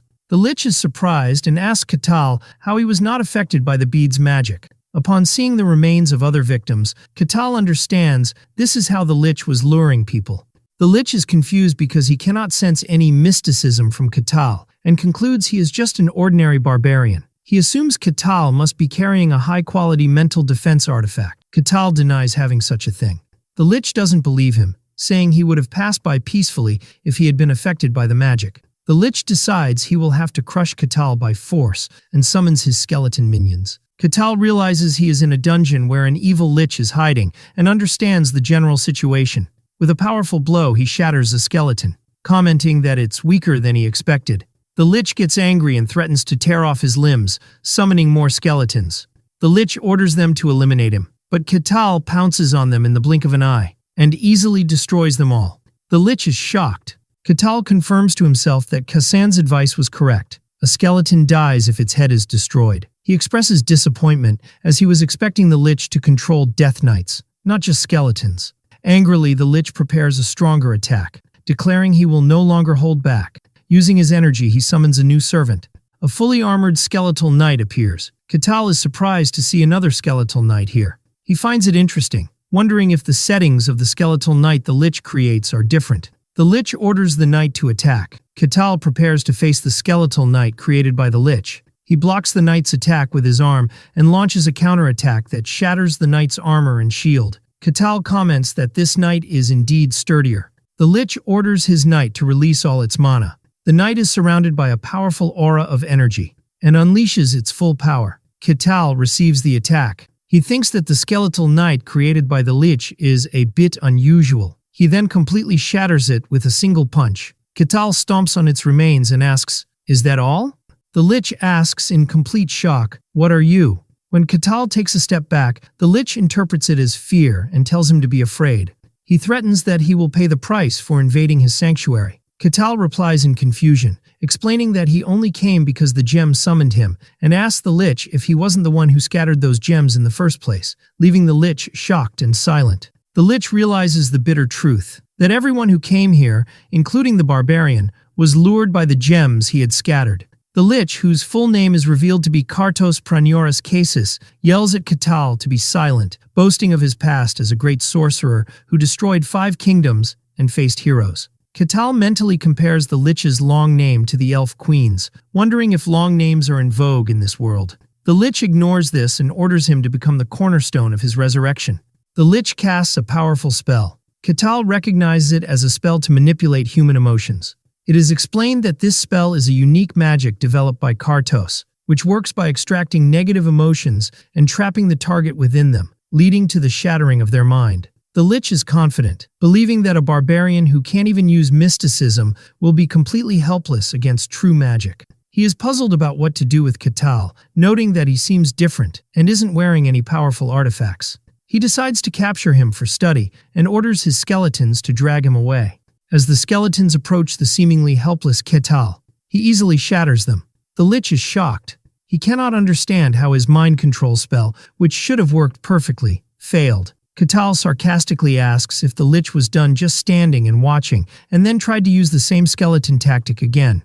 He describes his methods as boring, which enrages the Lich. The Lich thinks that it is impossible for humans, even transcendent ones, to resist emotion magic. Katal mocks him, asking if he can't use simpler spells like Fireball, which the Lich takes as an insult. The Lich begins to chant a new, more powerful spell. He unleashes a massive dark magic attack meant to swallow the world and plunge it into chaos. Katal's eyes sparkle with excitement as he watches this spectacular magical display. The Lich orders Katal to be devoured, and the attack completely engulfs Katal. The Lich laughs, declaring his victory, but he suddenly starts to cough. He collapses, having exhausted all his magical energy, but confident that this final spell was enough. Katal emerges from the dust, commenting that the attack was impressive. The Lich is completely shocked. Katal stands before him completely unharmed and asks, "But is that all?" The Lich cannot believe that even this attack didn't work. He thinks that he used his most powerful mind control spell, which should have shattered the mind of a legendary hero. He asks in despair, "Then what are you?" Component placement, to which Katal replies that, although the attack was flashy, he didn't feel much from it. Katal tells the Lich that if this is all he has, it's his turn now. The Lich is shocked, realizing that Katal came here knowing his identity. The Lich laughs insanely, assuming Katal is an agent of the Empire, and praises their intelligence network for tracking him down so quickly. He vows that he will rise again and will rule the world once more. The Lich thinks that Katal must be a product of the human farm he heard about in the Empire, a place for breeding specialized talents. He concludes that he is an assassin specially trained to kill him. Despite this, he screams defiantly that he will kill Katal and overthrow the Empire. Katal is completely bewildered, wondering if the Lich is insane. In a final desperate attempt, the Lich casts a spell and screams, demanding Katal's body. He tries to possess Katal's body by entering his mind. The narrative explains that this action will leave him trapped in this body for the rest of his life, unless he becomes a Lich again. The Lich declares that Katal's body is now his. But inside Katal's mental world, the Lich is shocked and confused. He wonders if this is the barbarian's inner world, as he has never seen anything like it before, and realizes that just being in this place is enough to corrupt and shatter the mind. The Lich screams that this is not the work of the Empire. His mind begins to collapse. Outside, Katal stands in complete confusion. He thinks that the Lich was muttering some words and then suddenly collapsed. He is disappointed. While the Lich's dark aura was impressive, that was all there was to it, and he was looking forward to seeing his magic. He concludes that Liches in this world are not that strong. Katal decides to take the rewards, noticing the Lich's staff, which was glowing. He picks up the staff, wondering if it helps in casting spells, and if he would be able to use magic if he kept it. He decides to keep this discovery a secret. He then spots a vase and wonders if it is the Lich's life vessel. He decides to take it to Rosa for appraisal, but he feels that something is still missing. He notices something strange in front of him that looks like a gate, wondering if there is a hidden room. He presses a mechanism on the throne, and a voice responds, "Correct answer." A secret passage opens, revealing the hidden sacrifice room of the Lich Kartos. He wonders who the people inside are and where they came from. The people inside the room react with surprise and fear upon seeing him. Katal wonders what he should do with them, and for now, decides to return to the territory. He believes that once he explains the situation, they will probably send someone to take care of it. Upon returning to the mercenary guild, Rosa greets him, noting that he is back early today. Katal confirms that something came up. He tells her it's about the gem he showed her the day before. Rosa thinks he is joking about finding a lich, but Katal asserts that he was not joking. Rosa is still skeptical, wondering why one of only 5 liches in the world would appear in such a secluded place. To prove his point, Katal presents her with a ceramic pot, saying he believes it's the lich's life vessel, and asks her to appraise it. Rosa is shocked, realizing he wasn't joking. Katal adds that there were a few people inside the lich's hideout. He mentions that he thought about bringing them, but their souls had already departed, so he left them for now, expressing hope that the guild will send someone to handle the situation. Rosa starts connecting the dots, remembering the recent recurring disappearances in the territory, and realizes these people were likely the lich's victims. She panics and says she will call someone immediately. A short while later, the guard captain arrives, shouting and asking about the lich, and Katal greets him calmly. Katal reassures the captain that everything has been taken care of, and that it was no big deal. When the captain asks for the lich's identity and mentions the name Kartos Pranioras Cases, Katal confirms the name sounds familiar. The captain immediately recognized the name, explaining that Kartos was a sorcerer who turned the world upside down 100 years ago, causing immense chaos with his emotion-manipulating magic. He adds that he drove kings mad and brought down 5 kingdoms. Katal explains that the lich wasn't that impressive, and that he destroyed himself while doing something strange. The captain finds it hard to believe that a legendary sorcerer like Kartos destroyed himself, and asks Katal for a clearer explanation. Katal says he doesn't have much to add. The captain decides he must report to the Lord immediately. Later, the Lord and the captain discuss the situation. The Lord expresses his confusion about a lich being near the territory. He wonders if it could have been another type of monster. But the captain rules that out based on the testimonies of the rescued victims and the presence of the life vessel as evidence. The Lord considers the seriousness of having the lich's life vessel near the territory. It is dangerous enough that the Empire will send investigators, and this is particularly worrying with Swordmaster Cain absent from the territory. He considers the whole situation a major headache. He orders a messenger to be prepared to send to the kingdom, but feels they are somewhat fortunate. The guard captain agrees, noting that if it weren't for the barbarian discovering the lich, their territory would have been the first victim. The Lord deduces that Kartos, the lich, was likely preparing for his resurrection. He concludes that the situation was not normal at all. The Lord says that such a great deed deserves a valuable reward, but he doubts whether his territory can offer a suitable reward. The next day, a panicked servant wakes the Lord from his sleep. The servant informs him of the arrival of Lady Aquas, the heretic inquisitor of the sun god, which shocks the Lord. He wonders in confusion why she has come here. The heretic inquisitor appears in all her majesty. The Lord nervously welcomes her and introduces himself. She thanks him for his hospitality. She introduces herself as Aquas, the heretic inquisitor of the sun god, and it's mentioned she is the youngest to ever hold this title. It is recounted that she executed 7 sorcerers and single-handedly stopped a large-scale ritual. She is currently the most powerful heretic inquisitor on the continent, wielding authority that surpasses that of lords. Even the Empire bows to the orders of the sun god in her presence. The Lord wonders again about the reason for her presence. Aquas notes that the territory has been noisy recently. The Lord explains that a minor problem occurred in a dungeon and was resolved, concluding that her visit is not because of the lich.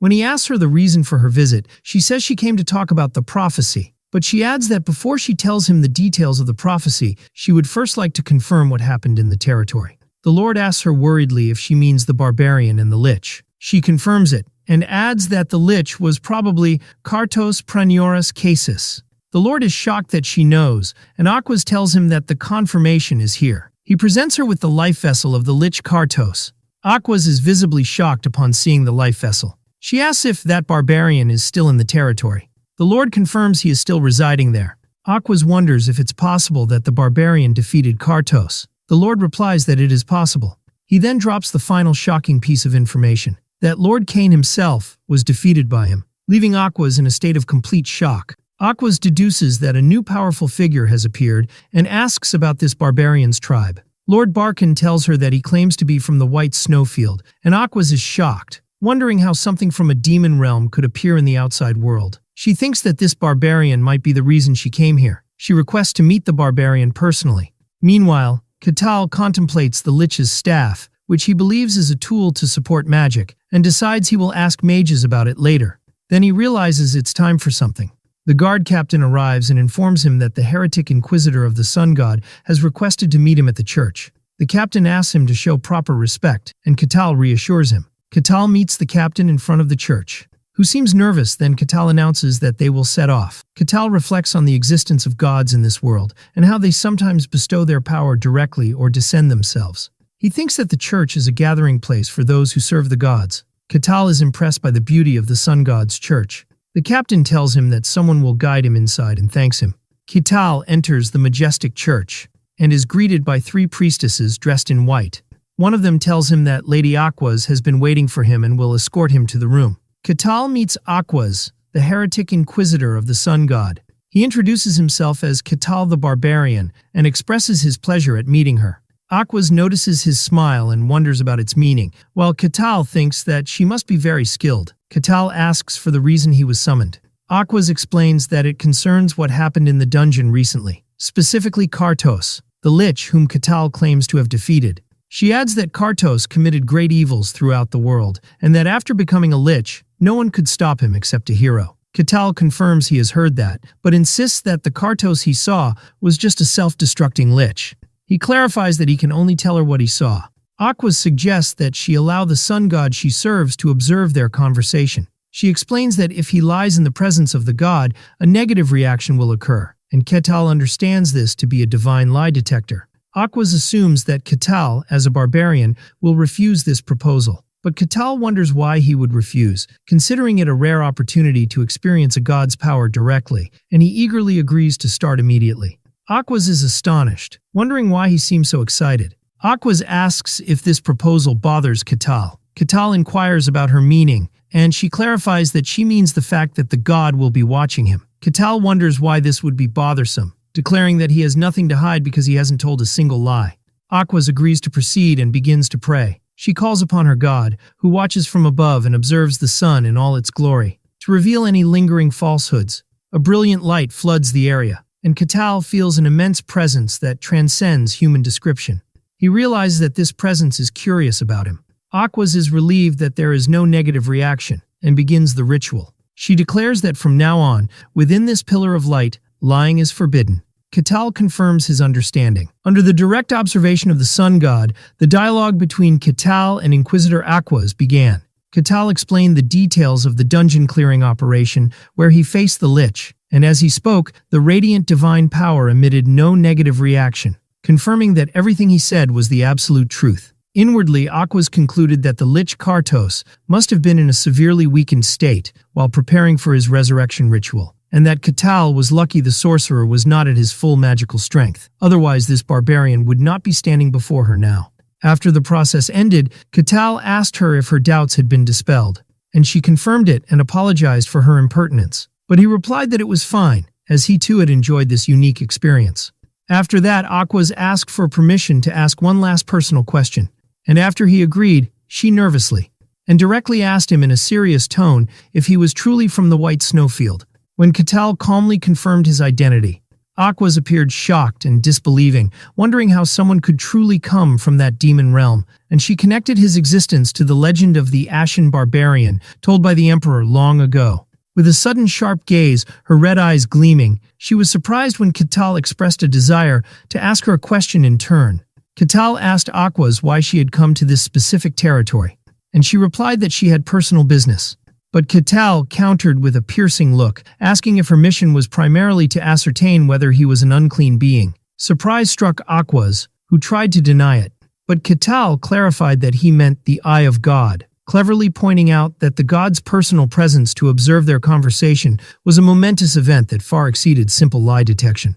Under the influence of the god's power that prevents falsehood, Aquas had no choice but to admit the truth of his words. Catal deduced from this that he had been her target from the beginning, which Aquas denied, explaining that it was only upon arriving in the territory that she thought he might be the person mentioned in a prophecy, but the result of the divine observation proved otherwise. Aquas apologized for hiding her true intentions, which Katal accepted, finding the matter interesting in its own way. He then took the opportunity to ask her about the content of that prophecy. Aquas hesitated, clutching the sun symbol hanging around her neck, explaining that this was a secret she usually only revealed to those she trusted, but she decided to speak. Aquas began to narrate the details of the prophecy to Katal, whose face showed signs of astonishment.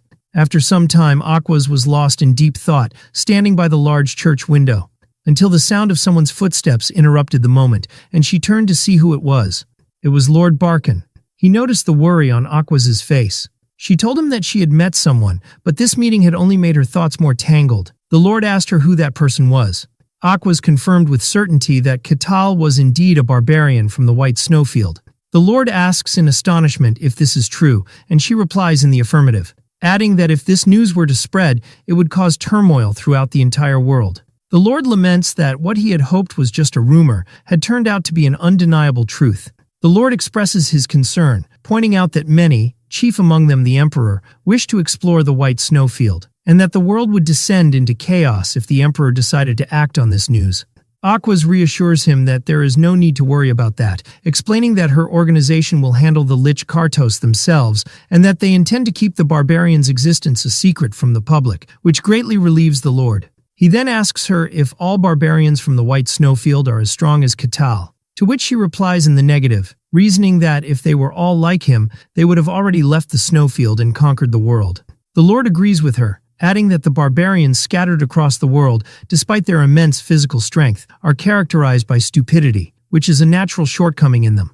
But he wonders with concern about the grave consequences if these physically dominant beings also acquired intelligence. Aquas tells him she heard that Katal possesses both strength and intelligence, and adds that she also heard the current king of the barbarians is different from his predecessors. Aquas replies that she met him once, and he was indeed different from ordinary barbarians. The Lord comments that a meeting between these two could be interesting, but Aquas strongly rejects the idea. The Lord is surprised by this, and Aquas continues, explaining that the relationship between barbarians and the followers of the gods is not good at all, and that their growing power is not something to be taken lightly. The Lord changes the subject, asking about the content of the prophecy that necessitated a private meeting between her and Katal. She explains that she needed to confirm something, and when the Lord asks what that was, she replies that she wanted to know if Katal was purely human, or if he was just another being pretending to be human. The Lord is shocked and asks her what exactly the prophecy said. Aquas stands before the large window, preparing to reveal its contents. And when she does, the Lord appears completely stunned, muttering words of disbelief. Later, the Lord summons Katal again. Katal tells him that, thanks to him, his affairs are going well in the territory, and then asks why he was summoned. The Lord explains that he has something to tell him as the ruler of the territory. Although Katal shows disinterest, the Lord continues, announcing that he has prepared a reward for Katal in appreciation for saving the territory. The Lord orders the reward to be brought in, and surprise shows on Katal's face. When one of the guards places the reward before him, it was a small leather pouch. Lord Barkin explains that this is no ordinary pouch and asks him to inspect it himself. Katal holds the pouch, guessing at its special nature, and the Lord encourages him to check what's inside, revealing to him that it is an artifact of the bag type. He tells him that he can store many items inside it, as much as its size allows, and that the internal space is roughly equivalent to the size of the reception hall they are sitting in. Katal is amazed, realizing that this is the first time he has seen a real artifact, a tool made by magic. The Lord adds that he can put whatever items he wants inside, even if they are larger than the pouch's opening itself. Katal enthusiastically decides to test this immediately using his large axe. As he holds his axe over the small opening, doubting it could possibly fit, the axe is completely pulled into the pouch in a flash, much to his astonishment. The Lord explains that to retrieve any item, he just has to reach his hand inside and imagine that item. Katal follows the instructions and successfully pulls out his axe again, expressing how amazing it is. The Lord tells him this is his gift for saving the territory and hopes he likes it, to which Katal enthusiastically replies that he loves it and will definitely make good use of it. The Lord is pleased with Katal's reaction and considers the matter concluded, but he thinks to himself that the matter of the prophecy still remains, wondering what is happening in his remote territory. He recalls the Swordmaster's words when he told him that things from the demon realms were starting to appear and spread in the world, and that something significant was happening. The Lord connects this to the prophecy. He remembers when Aquas told him its content, that a great evil would descend upon this very territory, and from it would spread throughout the world. It turns out that in the Barkan territory, which is connected by a network of villages, communication with one of these villages was suddenly lost. At first the matter was not given much attention, but when people from a neighboring village were sent to investigate, they never returned. After that, the Lord sent his official guards, but they too disappeared. Only then did the Lord realize that something dangerous was happening.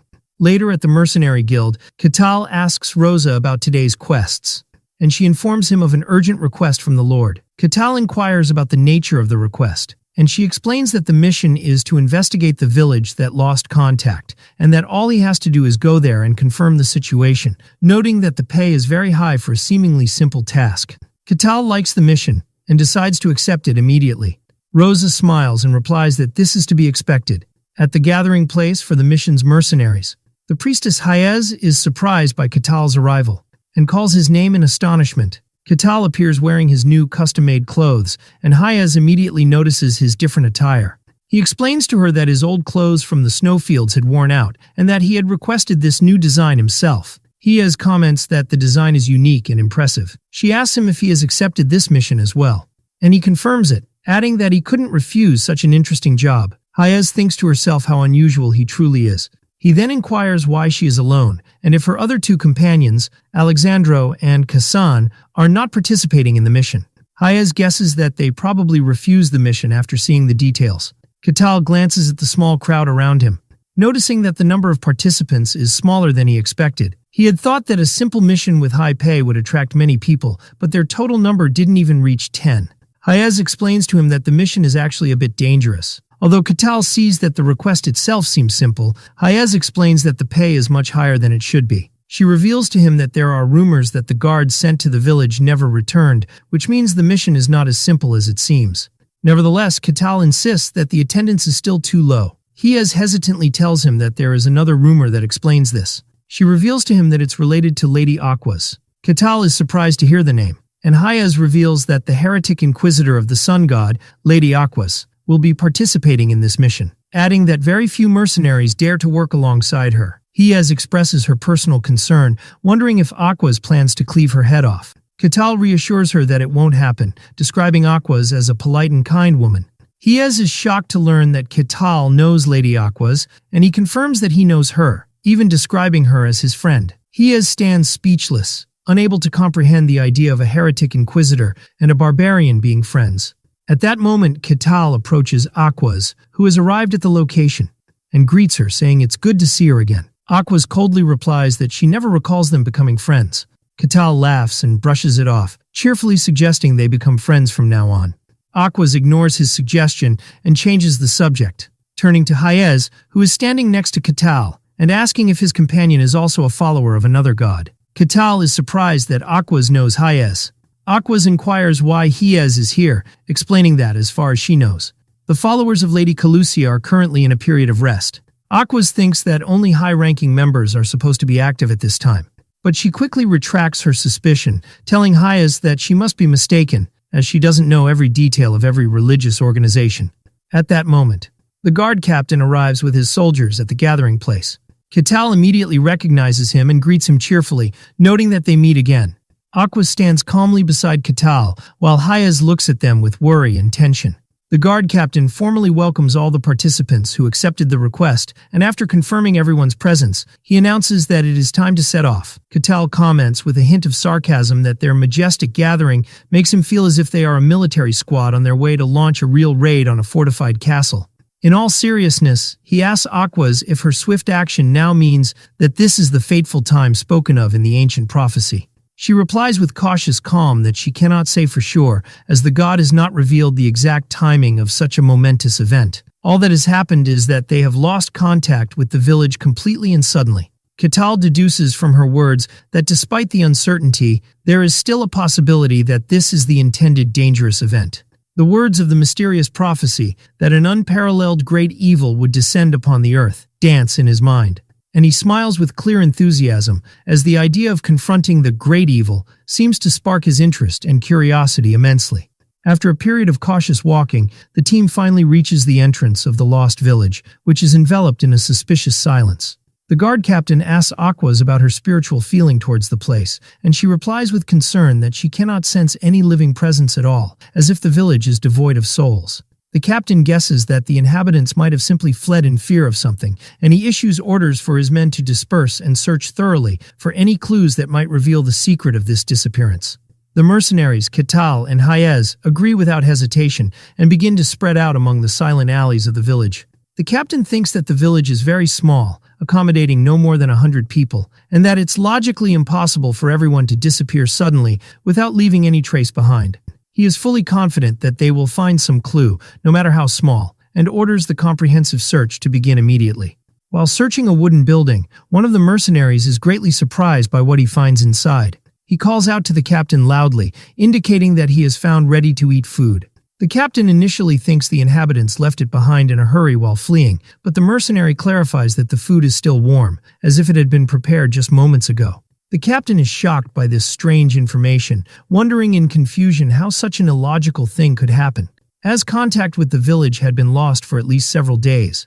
Amidst his confusion, another report comes in stating that no footprints or signs of the inhabitants leaving the village or even hiding anywhere nearby have been found. The captain orders the search to continue in the hope of finding any thread that will lead them to the truth. The results of the ongoing search reveal a perplexing and disturbing scene throughout the village. There are clear signs of daily life continuing normally, but there is no human presence whatsoever. The mercenaries confirm that all evidence suggests people were just here living their lives, but there is no physical or spiritual trace of them. The captain asks Aquas if she has any explanation for this mystery, but she admits her inability and that she also does not know what is going on. He then turns to Katal, who in turn confirms that he has found no significant clues and that he feels no strange presence in the air.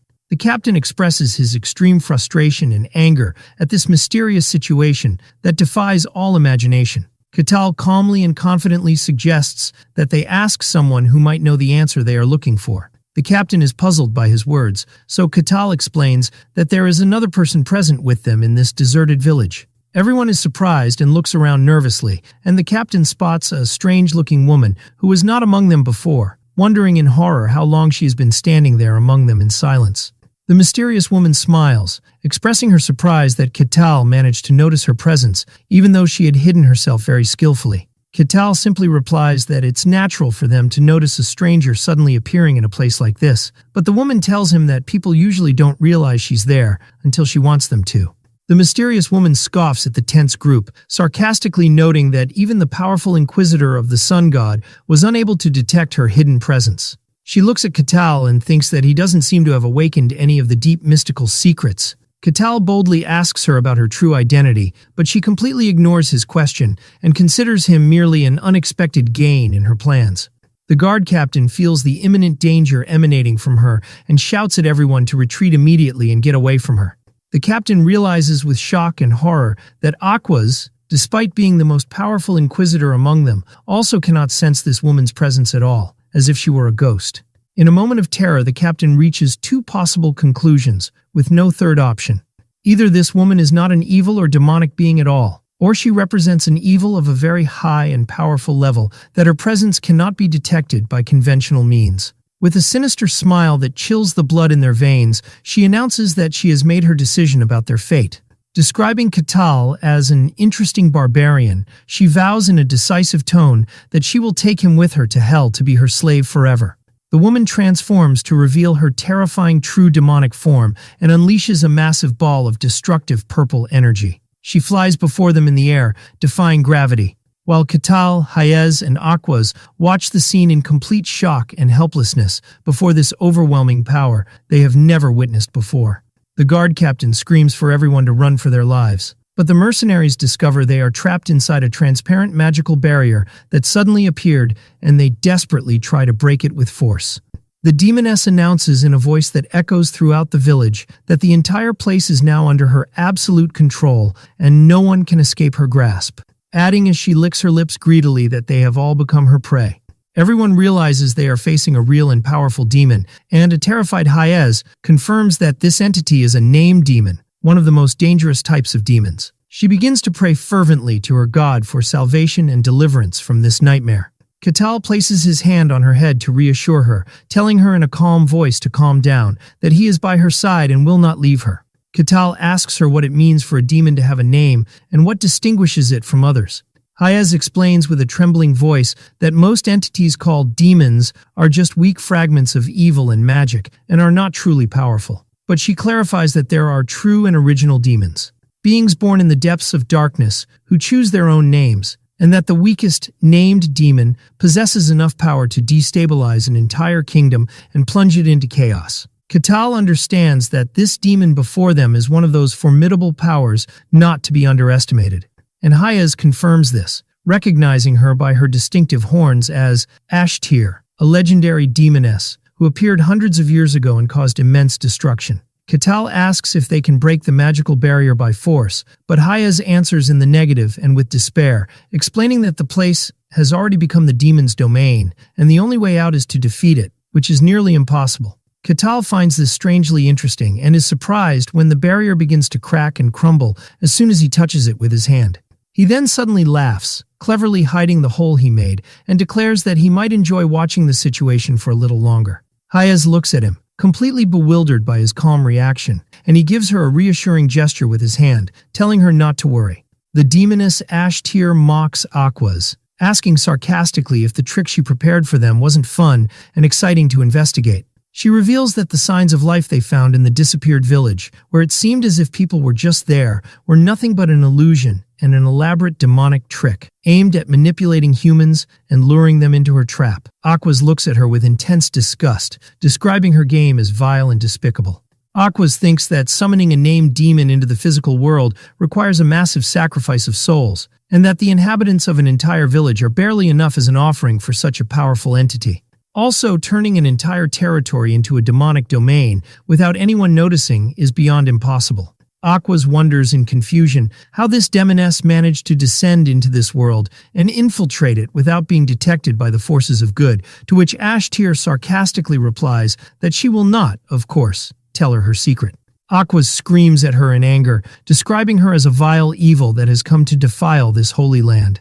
Ashtir laughs loudly and insults Aquas by calling her the obedient dog of the gods, and asks sarcastically if her powerful god can save her from this predicament. She then tells her seriously to listen carefully to what she is about to say, explaining that deep cracks have begun to form in the fabric of this world, and that it no longer belongs to humans and gods alone as they believe. It is narrated that a very long time ago, gods and humans engaged in a fierce war with the forces of evil, and the conflict ended in their crushing victory, with the defeated evil being banished from the world to deep dimensions. Ashtir proudly declares that she is the demoness of gravity, and that she has been eagerly awaiting this day in hell, vowing to wash away the shame of past defeat and cover the entire world with evil and darkness. Aquas angrily replies that this world will remain the property of gods and humans only, and orders the disgusting creature to return immediately from whence it came. Aquas begins a sacred ritual, calling upon her god to descend upon her with his power. A massive pillar of brilliant golden light engulfs her, and she begins to transform into a divine warrior form. While Catal thinks to himself, just as he expected, that enemies in these stories never attack during transformation scenes. Aquas finally appears clad in full golden divine armor that radiates power and light. Ashtir finds this transformation interesting and amusing, and summons a huge, elegant crystal scythe, declaring her readiness to fight. Aquas calls the demoness arrogant and overconfident, and charges towards her at super speed to attack. The two clash in a violent and powerful collision, causing a massive explosion of energy that shakes the ground beneath them. And as a result, Ashtir and Aquas are thrown back with force.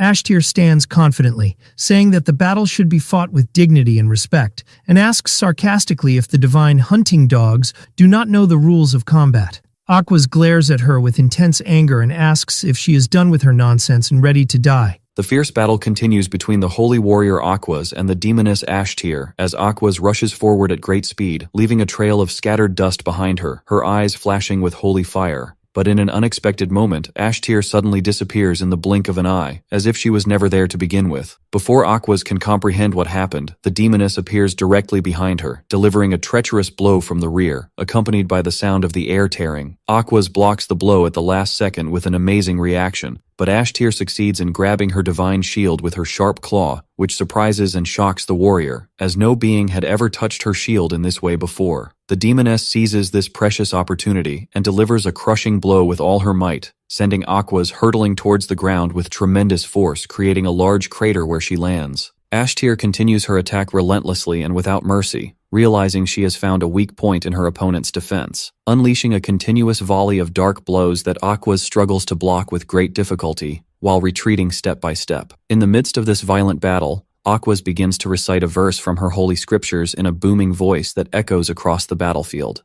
declaring with a voice full of faith that the brilliant light will not be violated by any creature of darkness. As soon as her words end, a massive beam of pure holy light descends from the sky, striking Ashtir directly and forcing her to retreat as she screams in pain. The demoness stands at a distance and looks at her opponent, astonished by Aquas's ability to read the holy scriptures with such power at such a young age. She then praises her with clear sarcasm, saying she is more interesting than she expected. Aquas does not stop there but continues to recite another more powerful verse, calling on her lord to burn all that is evil with his holy fires. She raises her scepter, which begins to glow with a brilliant light, then launches forward at a speed faster than sound, and unleashes another blast of destructive divine energy that takes the form of a holy fire explosion. The battle between the two ignites, and its pace escalates wildly, as they exchange blows at a super speed that the naked eye cannot follow, leading to violent and successive explosions of holy and demonic energy, which destroy the quiet village around them, turning it into burning rubble. The mercenaries and Hayas find themselves in the midst of this devastating conflict, screaming in terror for help, trying to escape the falling debris. Meanwhile, as the two continue their raging battle that shakes the earth, Katal stands aside with his hands in his pockets, watching the magnificent battle with great admiration and a smile on his face, commenting on how exciting it is as if it were an entertainment show. Hayes runs to him in desperation and clings to his arm tightly, begging him with tears in her eyes to help Lady Aquas, who is fighting for them. Katal replies calmly and coldly that he might be able to help, but he wonders why he should interfere, leaving Hayes speechless and shocked by his response. He explains that he doesn't want to spoil such a good and enjoyable fight, as it's rare to see a battle of this level. And although he also wants to fight a demon, for now, he prefers to enjoy watching this exciting fight until the end. Hayes is horrified by his selfish attitude and thinks that this man is not normal and that there is something wrong with his way of thinking. The fierce battle continues between the two opposing forces, as sparks of energy fly everywhere. Ashtir admits to herself that Aquas is a stubborn and strong opponent as expected from the dogs of the gods,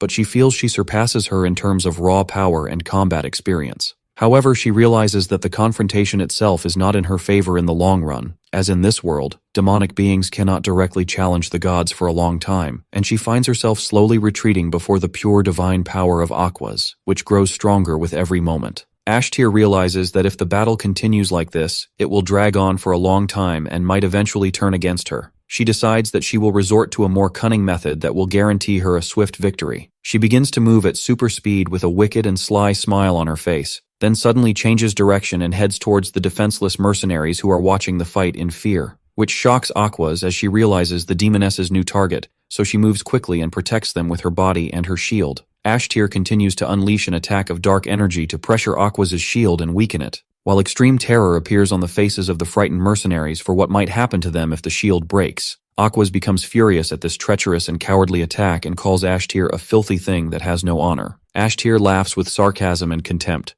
asking if Aquas really expected a demon like her to fight with the fairness and honor of knights. At the peak of her anger, Aquas begins to recite a verse from her most sacred scriptures, a verse she only uses in extreme situations, announcing the birth of the glittering golden essence that represents the highest degree of holy power. A powerful and radiant golden aura explodes around her, and with it, she creates a holy sanctuary of light in the shape of a dome, then orders everyone to enter it quickly. The surviving mercenaries rush inside the protective barrier, thanking Aquas for saving their lives from certain death. Ashtir laughs wickedly, questioning if it's right to consume such precious and rare holy scriptures to protect some weak humans. Aquas angrily orders her to be silent, and the demoness smiles, commenting that this is the response befitting an angry holy warrior. The two rush towards each other in preparation for the continuation of the decisive confrontation, and Aquas manages to block the fierce attack launched by Ashtir, but she is surprised when she sees her skillfully dodge and jump into the air above her in an acrobatic move. Suddenly, she closes the distance between them and approaches,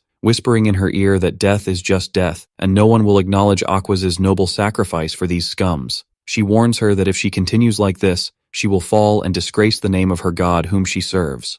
Then, with extreme cunning, she offers her a simple and tempting choice: to remove the holy power protecting the mercenaries so she can use her full strength to protect herself. And if she manages to defeat her after that, her honor and the power of her god will be exalted in the heavens. Ashtir asks with biting sarcasm if Aquas will really die for a handful of mortal humans. Aquas realizes these are just cheap psychological tricks and describes her words as pointless and that they will not affect her. When Ashtir sees that her provocation has failed, she smiles viciously and tells her to die a martyr then, since she has chosen it. She then unleashes a concentrated and devastating attack of dark energy, raising her power to its absolute maximum. While Aquas struggles with all her might to block this overwhelming attack with her holy light, which has begun to gradually fade, suddenly, in the blink of an eye, Ashtir appears before her with astonishing speed as if she were a ghost, and unleashes a violent explosion of dark energy from close range, which throws Aquas backward after she barely managed to dodge it at the last moment. Although she manages to quickly regain her balance, shock and fear are clearly visible on her face. Ashtir continues her attack at great speed without giving her any chance to catch her breath, launching rings of purple energy that surround Aquas from all sides and completely trap her like snakes. Aquas finds herself surrounded by pitch-black darkness, unable to see anything, while the demoness attacks her from above like a hawk swooping down on its prey. Ashtir declares that she is tired of hearing the holy scriptures of the gods and launches a devastating attack with all her might. Under the weight of the violent attack, Aquas coughs up blood and is thrown to the ground with extreme force. At the last moment, she grabs her shield and blocks a fatal stab that was about to pierce her heart. Nevertheless, Ashtir continues to attack her brutally while she is helpless and on the ground. The demoness gathers a massive amount of dark energy in her hand in the form of a black sphere, and crushes Aquas with it after launching it directly at her, creating a violent explosion that shatters the golden barrier that was protecting the mercenaries. One of the mercenaries screams in despair, realizing they will all die now that their protection is gone. Ashtir smiles viciously, announcing that she will eat them for dessert after her main course. But she decides to start with Aquas first, and wonders about the taste of the noble dog of the gods as she opens her mouth full of sharp and terrifying fangs. At the moment Ashtir was about to pounce, Katal's hand suddenly appears and stops her jaw with force before it can close on Aquas, and he calmly and coldly orders her to stop, declaring that this is enough playing around. Both Aquas and Ashtir are completely stunned by his sudden and unexpected appearance. The demoness wonders to herself when he got here and how, as she did not feel his presence at all, as if he had appeared out of nowhere. Without uttering another word, Katal delivers a powerful and direct punch to Ashtir's face, sending her flying across the village in a violent shockwave that destroyed several buildings in its path. He then calmly turns to Aquas, who is still in a state of shock on the ground, and asks her if she is okay. Aquas looks at him in amazement, and remembers at that moment that this is the mysterious man who defeated Swordmaster Cain with complete ease. From a distance, Ashtir rises from the rubble, her eyes burning with anger and fire, and screams at Katal, calling him an arrogant barbarian, and asks how he dares to interrupt her delicious meal. Katal simply replies as he dusts off his clothes, declaring that Aquas is his friend, and for that simple reason, he will not let her die. Ashtir gets even angrier at his cold response, and tells him that she was planning to keep him alive to be her new toy after she finishes eating the rest. But he replies with amusement and a provocative smile that he has no intention of being anyone's toy. The demoness replies with a wicked smile, saying that he will die here and now then, and she summons her weapon, which takes the form of a massive demonic scythe. Aquas tries to get up with difficulty and asks him to retreat and flee immediately. He tells her that despite his ordinary appearance, he is strong enough to handle her, but she warns him with concern that he cannot defeat a demon with just physical strength. She insists that she is strong enough to fight despite her poor condition, trying to get to her feet. Aquas explains that only divine power is capable of banishing demons from this world and purifying them. She adds that this is a cosmic law that has existed since the dawn of time, and since they are now in the demon's domain, there is no hope for a miracle to save them. Katal contemplates her words seriously for a moment, then notices her weak condition and grave injuries and tells her that she does not look fit to fight at all right now. Aquas replies with determination and resolve that she must fight because she serves the god, and it is her duty to face evil head-on until her last breath. Katal expresses his admiration for her determination and strong faith, but he kindly asks her to leave this fight to him and rest, which puzzles and surprises her. He then smiles broadly and explains that he has always wanted to fight a demon himself to see how strong he is.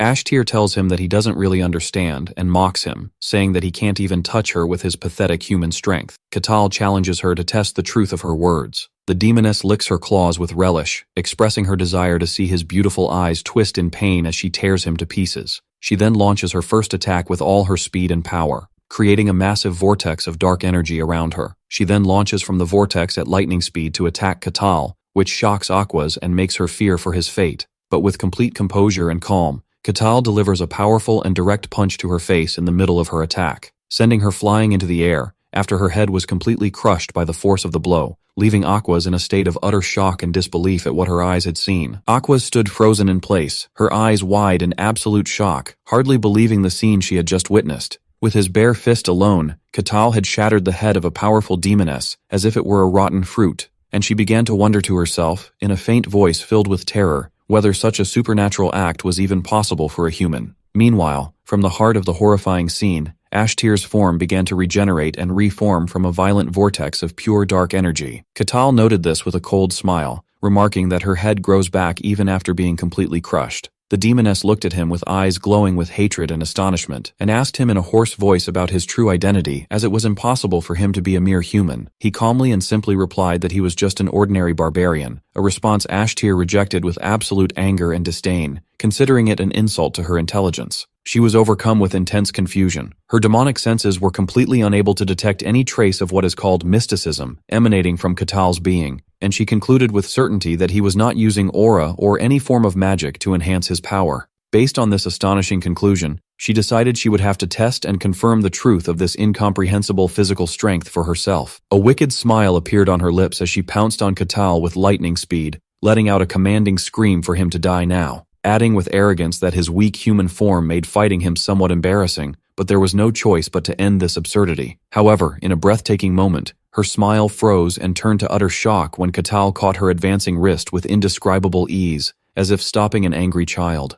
Before she could process what had happened, he delivered a crushing punch directly to her chest, a punch that launched like a cannonball and sent her flying backward through the air as she coughed up dark blood, the pain piercing her demonic body for the first time. She was sent flying through the air at tremendous speed as if she were a tiny insect struck by a hurricane. Then she slammed into the ground with a thunderous impact, creating a small crater from the force of the collision. Trembling and in disbelief that a simple physical punch could carry such destructive power, Katal calmly noted that she had begun to regenerate again. While the demoness at that moment realized a terrifying truth, his punch was not enhanced by aura or magic at all, but was an expression of pure and terrifying physical strength. Katal wondered with genuine curiosity, examining her, about the principle or mechanism that allowed her to regenerate with such speed and efficiency. Without waiting for an answer, he continued his brutal assault, stomping on the ground with such immense force that it created a violent shockwave that cracked the rocks around him. In an unseen blink of an eye, he launched towards her with insane speed, and before she could even lift her regenerating head, he grabbed it with both hands and smashed it into the ground with extreme violence,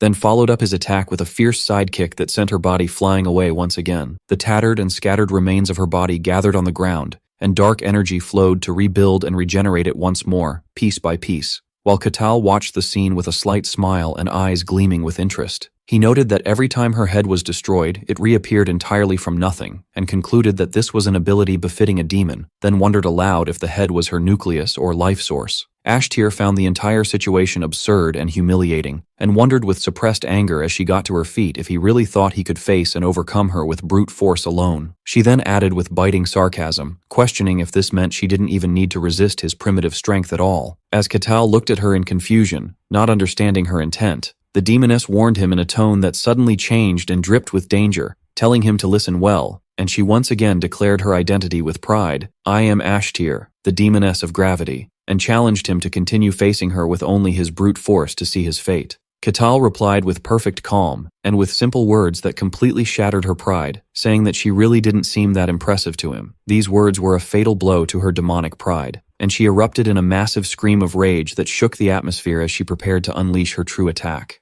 Ashtir charged towards Katal in a rush filled with anger and humiliation, her eyes shooting sparks. As she approached, she began to distort the space before her, as dark gravitational energy gathered to form a massive and savage warhammer, black as coal and radiating a visible weight. The demoness swung her heavy weapon and struck Katal with a force capable of crushing a giant boulder, but he simply blocked the horrific blow with his bare hands, and then without hesitation, shattered the hammer formed of solid gravity with a single direct punch, following it with another swift punch to her face that sent Ashtir flying backward once again as her head shattered for the third time. Ashtir stood again as her body rapidly regenerated, her mind sinking into a state of absolute disbelief. She thought about the nature of her power as the demoness of gravity, and how she could concentrate the weight of an entire castle wall into a single blow from her hammer. It was impossible and contrary to all logic that an ordinary barbarian, who hadn't even awakened mysticism in his body, could block such an attack with his bare hands, and even shatter her weapon with such ease. So she screamed at the top of her lungs that this was utterly impossible. With blinding rage,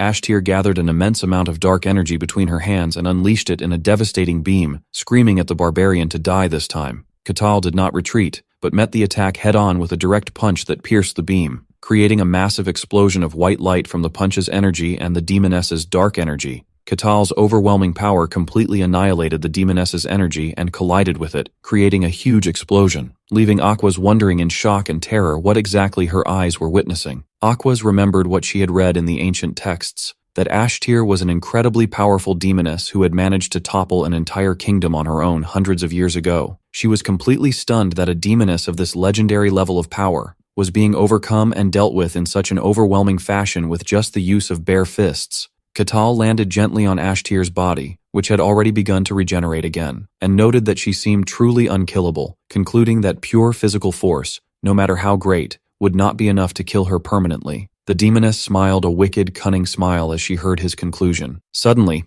Ashtir felt an immense and crushing pressure she had never felt before in her long life, a pressure emanating from Katal as he stood over her. She asked him again in a trembling voice, begging to know his true identity, but he calmly repeated his claim that he was just an ordinary barbarian. Ashtir refused to believe this ridiculous lie, but at the same time she found this situation, this terror she was feeling, strangely satisfying and exciting. She told him there was one last thing she wanted to test, and then her entire body transformed into liquid dark energy to escape from under his foot. Katal watched the situation with interest while Aquas felt anxiety rising in her heart. In the sky, that energy gathered to form a great black sphere of dark energy, which began to shatter the surrounding rocks and pull them towards it with immense gravitational force. Ashtir addressed the barbarian from on high, declaring that she would tear him to pieces with all her might, and she gathered her full energy in preparation for launching her final, devastating attack. Katal realized in that moment that this was the demoness's true power, and that the situation had become dire indeed. Aquas also realized that brute force alone would not be enough to face this, and that there was a desperate need for divine power to intervene. Ashtir smiled a smile of victory and recited her final incantation,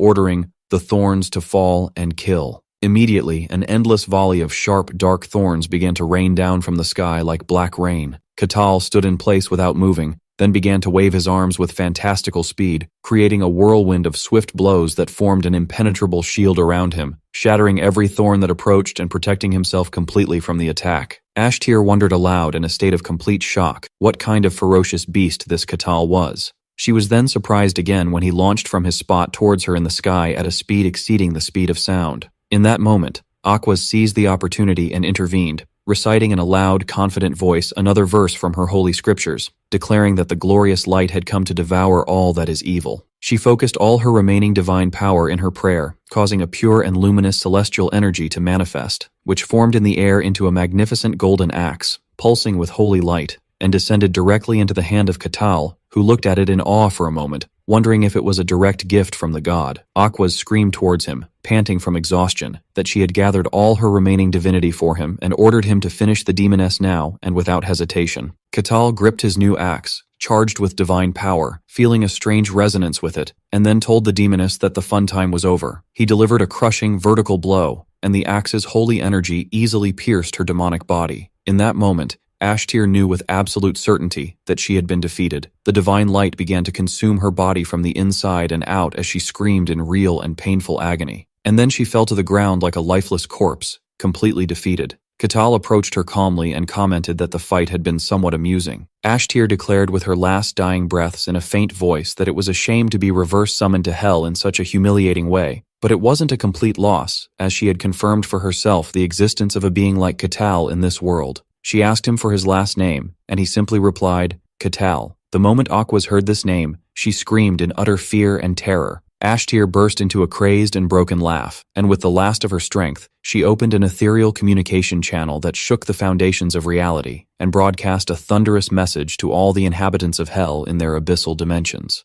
ordering them to carve the name Catal the Barbarian into the core of their collective memory so they would never forget it. Aquas let out a desperate cry, while the demoness ordered her followers to devour her memories after her death and learn everything about this being called Catal. Ashtir laughed her final laugh, declaring that this barbarian now belonged to all of them, as strange and invisible beings began to forcibly enter his consciousness. Catal stood in confusion for a moment, wondering what exactly was happening. In the inner space of his consciousness, the majestic demonic entities appeared as giant cosmic worms before his manifested inner consciousness. With utter simplicity, his consciousness crushed them with ease as if they were nothing. In reality, Catal looked at his physical body and then dismissed the whole affair with a blank and indifferent expression. He asked the dying demoness what she had done, noting that he felt something strange enter his body for a moment. Ashtir was met with a final shock, wondering in terror how the demonic darkness that was supposed to overwhelm his body and soul had no effect on him at all. Without another word, Catal crushed the last remains of the demoness on the ground with his foot and destroyed her completely, while Aquas and Hayes screamed in a state of absolute shock.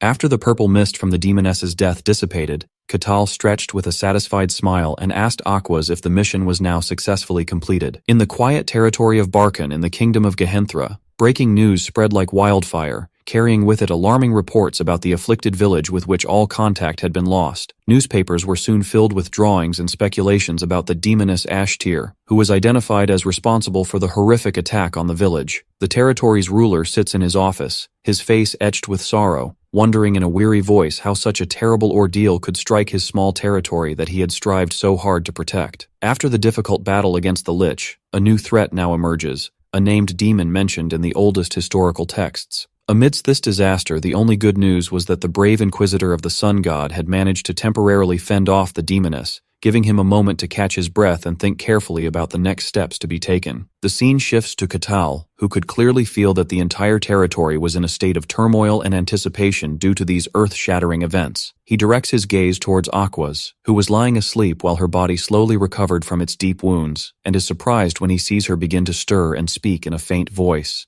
Aquas rises from the bed with a deliberate movement, and Catal asks her with sincere concern if she is really leaving so soon, suggesting she give her body some extra rest before setting off on her journey. Aquas stands firm and explains to him that she cannot delay any longer, as she must inform the Holy Land of the details of what happened here as soon as possible. Catal understands and respects her decisive resolution. Aquas turns to him and thanks him deeply for saving her life, admitting honestly that without him, she would have become a helpless plaything in the hands of that evil demoness. Catal shakes his head, gently refusing her thanks, saying in a simple tone that he only did what anyone would do to save a friend. He then asks her with curiosity if they are considered friends now. Aquas is surprised by this unfamiliar idea. How could a barbarian from the north and a loyal servant of the god be friends? She reminds him of her identity, saying she is the inquisitor of the sun god, and asks him seriously if he still wishes for them to be friends despite this great difference between them. Catal simply asks her if there is any reason why not. After a moment of thought,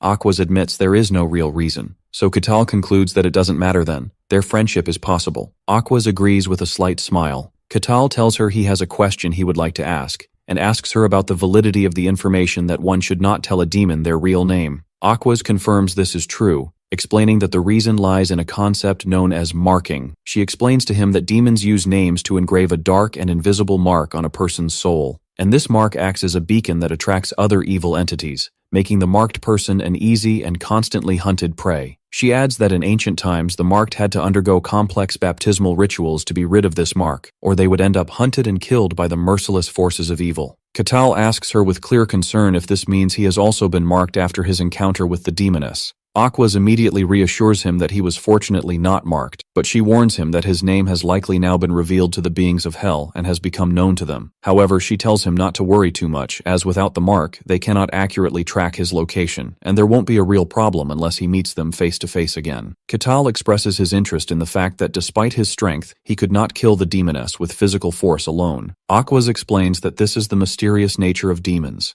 different from any other being. She then begins to tell an old story, explaining that the great gods in the beginning are the ones who created humans and gave them life. but beings from beyond showed a malevolent interest in the human world. These beings crossed dimensions and broke into their world, and began to slaughter humans with unspeakable brutality, which eventually prompted the gods to descend to the human world, stand by their creation, and name those beings demons, before banishing them and sealing the gate behind them. Aquas continues her detailed explanation, stating that after the gods saved humanity from annihilation, humans built churches and temples to honor them, and lived in peace, achieving remarkable progress in civilization with direct divine assistance. But as time passed, for some mysterious and unknown reason, demons began to slowly and cautiously interfere in the human world again. And because demons are spiritual beings that can only be defeated by holy divine power, the gods chose loyal and pious followers and granted them a portion of their power to face this renewed threat. Catal deduces from her words that demons cannot be killed by pure physical force because they belong to another dimension, which Aquas confirms,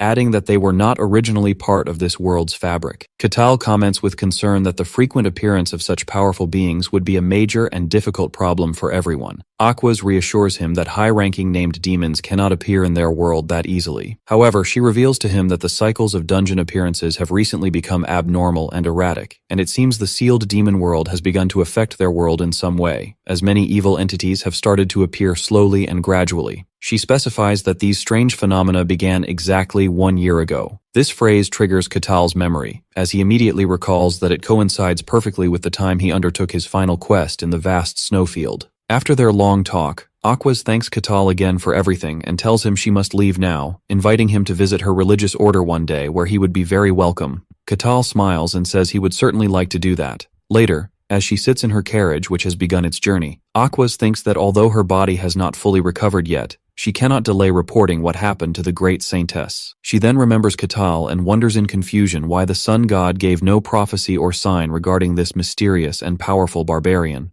Elsewhere entirely, Swordmaster Cain walks through a lavish and ornate corridor, sighing from the extreme exhaustion he feels after his lengthy meeting with the Emperor. Suddenly, a mysterious man with long black hair emerges from the shadows and comments that Cain seems to be having a very difficult time. Cain immediately recognizes the newcomer as the Great Master of the Magic Tower, the place where all the powerful mages and mystics of the world gather. The Master of the Magic Tower asks him why he is at the palace, and Cain replies that he is here to give a detailed report on the results of his recent mission. The Tower Master shrewdly and accurately guesses that it was a reconnaissance mission to the demon world, specifically to a region known as the Forest of Silence. When he asks for his impression of it, Cain replies with a grim expression that it was a horrific place that defied everything they know about the laws of the natural world. Cain explains that, just as the name suggests, nothing could be heard at all in that forest. Even mystic detection abilities did not work properly, and when he tried to shout, not the slightest sound vibration came from his throat. He recalls with horror how his soldiers disappeared one by one in that terrifying and absolute silence, describing it as a truly loathsome and abominable place. Cain wonders aloud why the Emperor is so insistent on trying to conquer this dangerous demon world. The Tower Master coldly comments that he agrees the demon world is a fascinating place, and that he himself is very interested in its secrets. Cain hopes in his heart not to be dragged into this complicated affair, preferring to stay as far away as possible. Suddenly and without warning, the Tower Master raises his hand, and a complex spatial magic circle glows beneath their feet. In an instant, they are pulled through dimensions and transported to a vast and stunning starry space. Cain is greatly surprised and asks the reason for this sudden action. The Tower Master tells him with a mysterious smile that during his mission, he met someone very special, which shocks Cain and makes him freeze in place. He realizes with anger that the Tower Master had placed a Watcher's Eye spell on him to spy on him. The Tower Master confirms he did so during their last meeting, describing it as one of his few and enjoyable hobbies, which prompts Cain to curse him under his breath.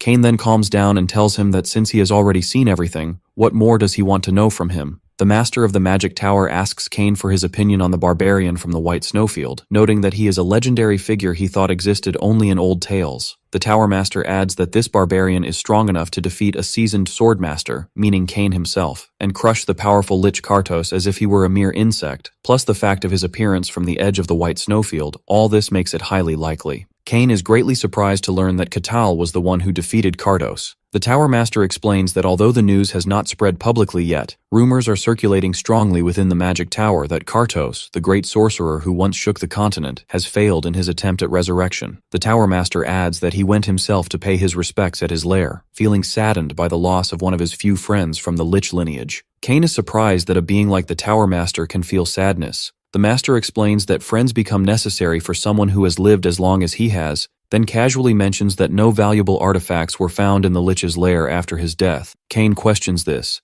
as he thought all artifacts had been recovered when Kartos was defeated, but the master clarifies that the most precious and important artifact has not yet been recovered. The Tower Master asks Cain again if he truly believes that the barbarian defeated Kartos on his own. Cain honestly replies that he thinks it's entirely possible, especially if it concerns that specific barbarian he met. The Tower Master cleverly notes that Cain has not yet informed the Emperor of Catal's existence. Cain wonders why he should, explaining that the Mad Emperor is already throwing valuable and important individuals into the furnace of the demon world as if they were worthless trash. He adds that if the Emperor knew of the barbarian's existence, a violent clash between them would be inevitable. Cain predicts a catastrophic conflict between a barbarian who acts on his free whims and an obsessed emperor who wants to control everything in the world, a conflict that would surely drag the entire kingdom into the abyss. The Tower Master finds this opinion very interesting and asks Cain if he is saying that this barbarian could face the entire empire on his own. Cain admits he is not sure of the outcome, but he felt something very similar to what he felt when he first met the Tower Master, a feeling of absolute power that transcends the ordinary. The Tower Master wonders if he means that Catal is of the legendary hero class, but he feels he is not yet qualified to make that final judgment.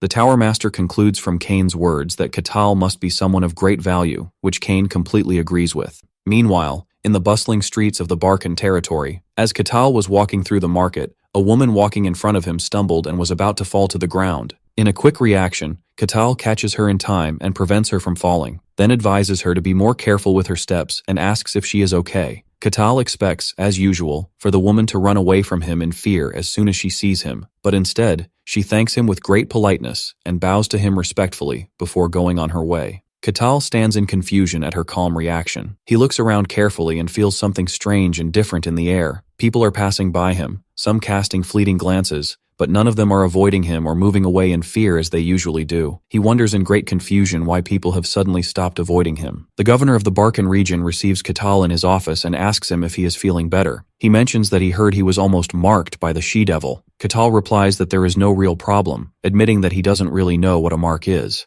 The governor notes that despite knowing his strength, things around him have changed. He asks if he means the people, and he confirms it, referring to the region's inhabitants. He explains to him that this change likely happened because of the rumors. The governor continues his explanation, saying that the guards and mercenaries who survived the incident were talking loudly. The rumors say that after Aquaz's defeat, everyone collapsed except for one person, and when the survivors woke up, they noticed his axe was glowing with divine power. Because of that, those who saw the scene believed Aquaz had granted him her divine power, and people started calling him the one who fought the demon with Aquaz. The governor apologizes to him, explaining that by the time he tried to correct the matter, the rumors had already spread. Catal replies that it doesn't matter to him, realizing that this is likely the reason why people are not afraid of him. The governor agrees, saying they most likely consider him the devil's adversary. He reflects on this new title, realizing that this is reputation. Later at the mercenary guild, the receptionist congratulates him, announcing his rank promotion. He is surprised to learn that he has become C rank, realizing he skipped 3 whole ranks.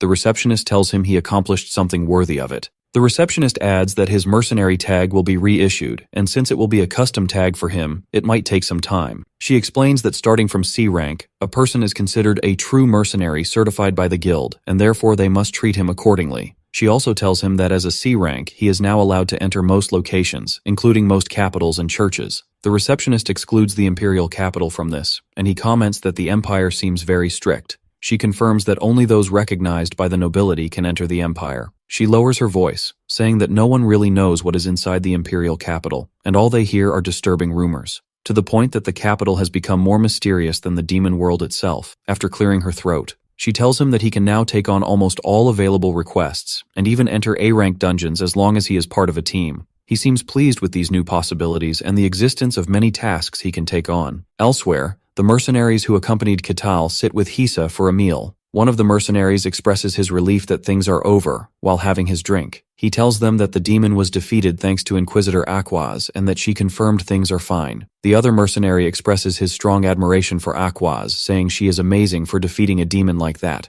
But Hisa reveals that she didn't lose consciousness that day, which is why she was able to see his true strength and how he completely overwhelmed a named demon. She concludes that Aquaz simply came and pecked at the food that was already prepared, meaning she took the credit for his work. The mercenary asks him about his plans after his new promotion, and he declares that nothing will change and that he will continue to do his job as a C-rank mercenary. The mercenary expresses admiration for his humility, while Heese thinks about how humble he is even after defeating a demon as if he did nothing, and she says to herself that they shouldn't be fooled by him, describing him as not human. He asks them about their plans for the future. The mercenaries admit that they are still F-rank and don't have much to do. The mercenary with the tied-up hair adds that he was planning to live like a parasite until death, but now, after seeing him, he wants to try living to the best of his ability. Then he asks Heese about her plans. She answers that she is following Lady Colossia's will as usual. He tells her that he heard from Aquaz that Colossia's servants are currently on break, and that only the high-ranking ones are still active. She is shocked to hear that. She tries to evade, claiming Aquaz is mistaken and that she is just an ordinary priestess. He tells her he will believe her words, and she panics internally, wondering if he already knows the truth and is playing with her, thinking that he is scary. Late at night in the mercenary guild, the receptionist Rosa was preparing to return home. Suddenly the door opens, and a mysterious man wearing a hooded robe enters, announcing he has a request, which frustrates her for having to work overtime. She asks him with dazed eyes about the type of request. The man tells her he needs an escort mission for 2 people, himself and a young girl. She starts writing down the details and asks about the destination. The man tells her it is the Kingdom of Dinian, specifically its capital. She is surprised, wondering why he is requesting an escort to the capital of Dinian starting from this remote region. She notices the client is suspicious. He wears a robe to hide his identity and speaks politely despite his shabby clothes. She decides to tentatively accept the request and asks him for identification. The man thinks for a moment, then places a metal card on the table. She recognizes the card as a mercenary guild token, something that isn't easily obtained. She confirms his identity has been verified and moves on to collect the commission fee. The man takes out a single coin and says he will pay with it. She notices it's a pure gold coin but tells him this amount is only enough for 1 person.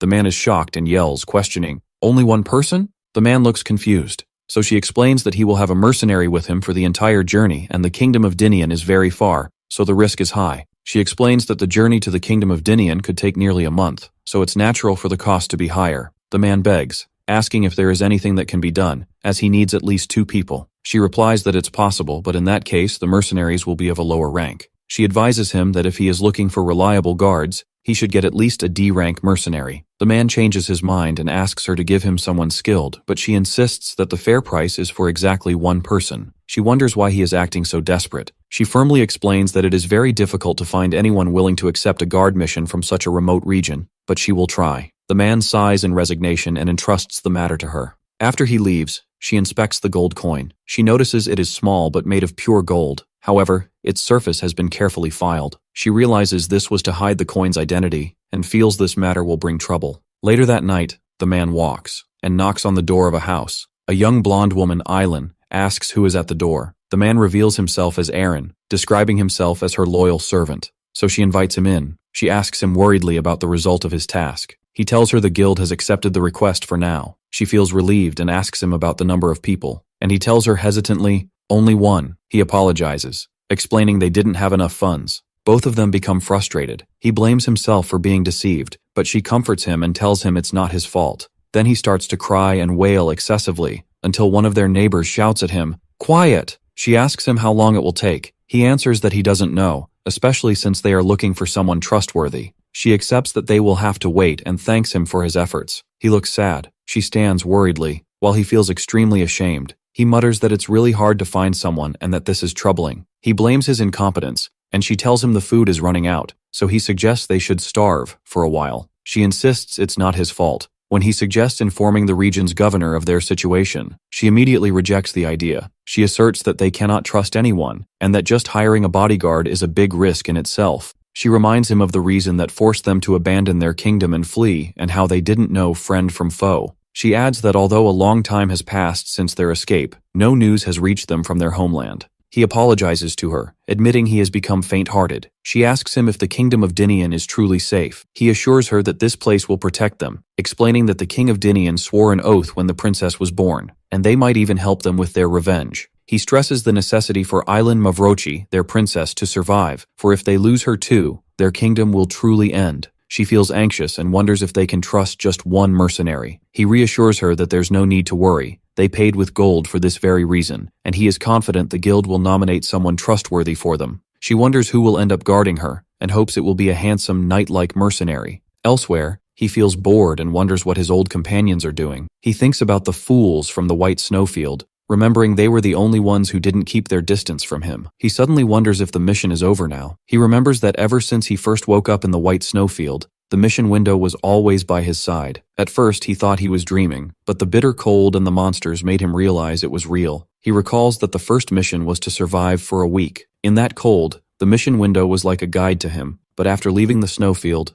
no new missions appeared. He thinks that he feels bored now that it's calm, and wonders if the missions were limited only to the white snowfield. He decides he isn't sure, but he thanks the system window and decides he will enjoy this world as he pleases. The next day at the Mercenary Guild, Rosa offers him a request. He asks her about the type of request. She explains it's an escort request to get the client to their destination safely, and the request details are: the target is a woman and an elderly person.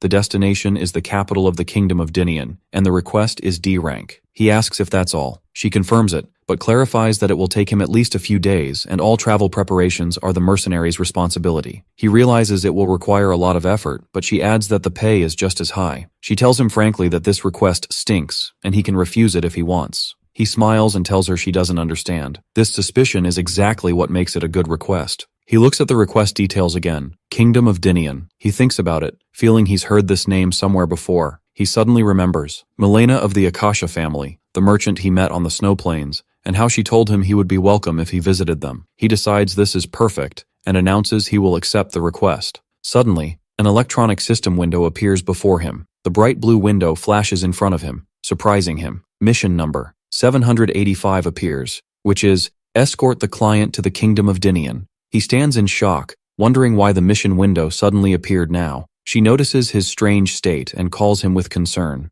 The scene shifts to Eileen, who hears the sound of hurried footsteps, followed by a knock on the door, and she wonders who is there. The door opens, and Aaron enters, panting heavily, and she calls his name. She asks him worriedly what is happening, thinking the trackers might have found them. He smiles and tells her the request has been accepted. She feels confused, and he explains excitedly that the only C-rank mercenary in this region has accepted their request. Her eyes light up, and she asks happily, "A C-rank mercenary?" asking for confirmation of the news. He confirms the news, tells her the meeting is tomorrow, and asks her to get a good night's rest. She agrees enthusiastically. Meanwhile, he looks at the mission window that suddenly appeared before him, which bears the number 785 and its details. Escort the client to the Kingdom of Dinian. He sits contemplating, wondering why the mission window is appearing now after all this silence. He wonders if the missions weren't limited to the white snowfield, feeling there is something deeper behind this. And as he thinks about that, a thunderstorm hits outside. That night, Eileen and Aaron sit in silence inside the mercenary building, and she cannot sleep. She wonders what kind of person the mercenary will be. She imagines he might look sharp-featured, or perhaps covered in scars. She feels embarrassed as she thinks that for whatever reason, she believes he will look cool. They hear footsteps approaching. She welcomes the newcomer. She turns around, surprised, and realizes the mercenary has finally arrived. He stands like a shadow in the bright doorway. Terror washes over her for a moment before he steps inside. He greets them gently. She asks him hesitantly if he is the mercenary mister and faints. Aaron screams at him, asking who he is. He observes the scene and expresses that he hasn't met anyone who found him this scary in a while, not since he defeated the demon. He turns to Rosa and asks her if these are the two people who hired him. She confirms it and prepares to introduce them. She announces that the one responsible for escorting them is barbarian Kital Nim. Aaron shouts in shock, "What?" He flies into a rage, screaming, "Barbarian?" and demands to change the mercenary immediately. Rosa looks at him coldly, asking if he is doubting the mercenary guild's decision. He quickly denies it. She tells him sternly that if he doubts the guild's judgment, they will consider the contract void and return his money. As he tries to back down, he thinks that he has started to feel like a ticking time bomb. But at that moment, she announces that she agrees. He is surprised by her courage. She extends her hand towards him, introduces herself as Eileen, and expresses that she looks forward to working with him. As they walk through the forest, Kital stops and asks Eileen and Aaron if he is moving too far ahead of them. Eileen and Aaron look extremely nervous, and Aaron mutters a denial. Kital suggests that maybe it's better if he walks closer, while Eileen insists that they are really fine. They continue to laugh nervously, and Aaron adds that no one has appeared in the area so far. Kital tells them he sees that, and although he doesn't fully understand why, as long as it makes them comfortable,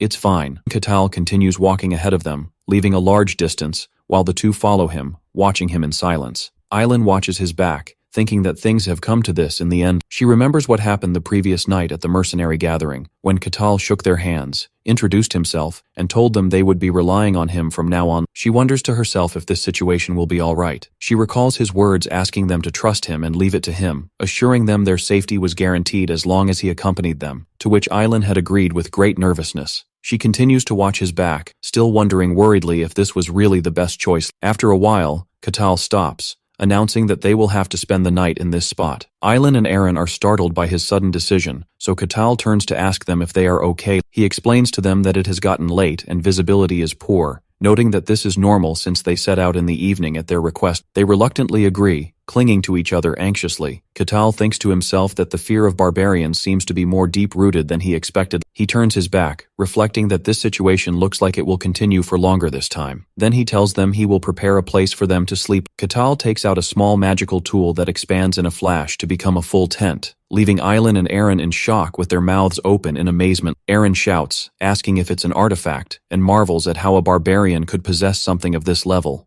Catal looks at them, confused, and explains simply that he got it as a reward after completing many requests. The two are shocked again by this explanation. Catal points out that it's only one tent and tells them they will have to share it, asking if that is acceptable. Island asks him worriedly what he will do, and he replies that he doesn't mind staying outside. He explains that he is used to sleeping in the open anyway, and that this situation is paradise compared to having to dig into snowfields and sleep in them. He adds that he will stand guard all night, recalling that in the snowfields, there was a time he didn't sleep for a whole month while monsters were chasing him. He smiles, admitting that was a bit extreme, and asks them to sleep peacefully, assuring them he will handle the rest. But Island refuses, saying it's fine and there's no need for him to exhaust himself like that, suggesting they take turns on watch. Aaron agrees with her, confirming that they don't mind either. Catal falls silent for a moment, then agrees, saying that as long as they insist, it can't be helped. He sighs, thinking to himself that this is unfortunate. He had planned to use this opportunity to earn their trust, but he realizes they are worried about what he might do while they sleep. The next morning,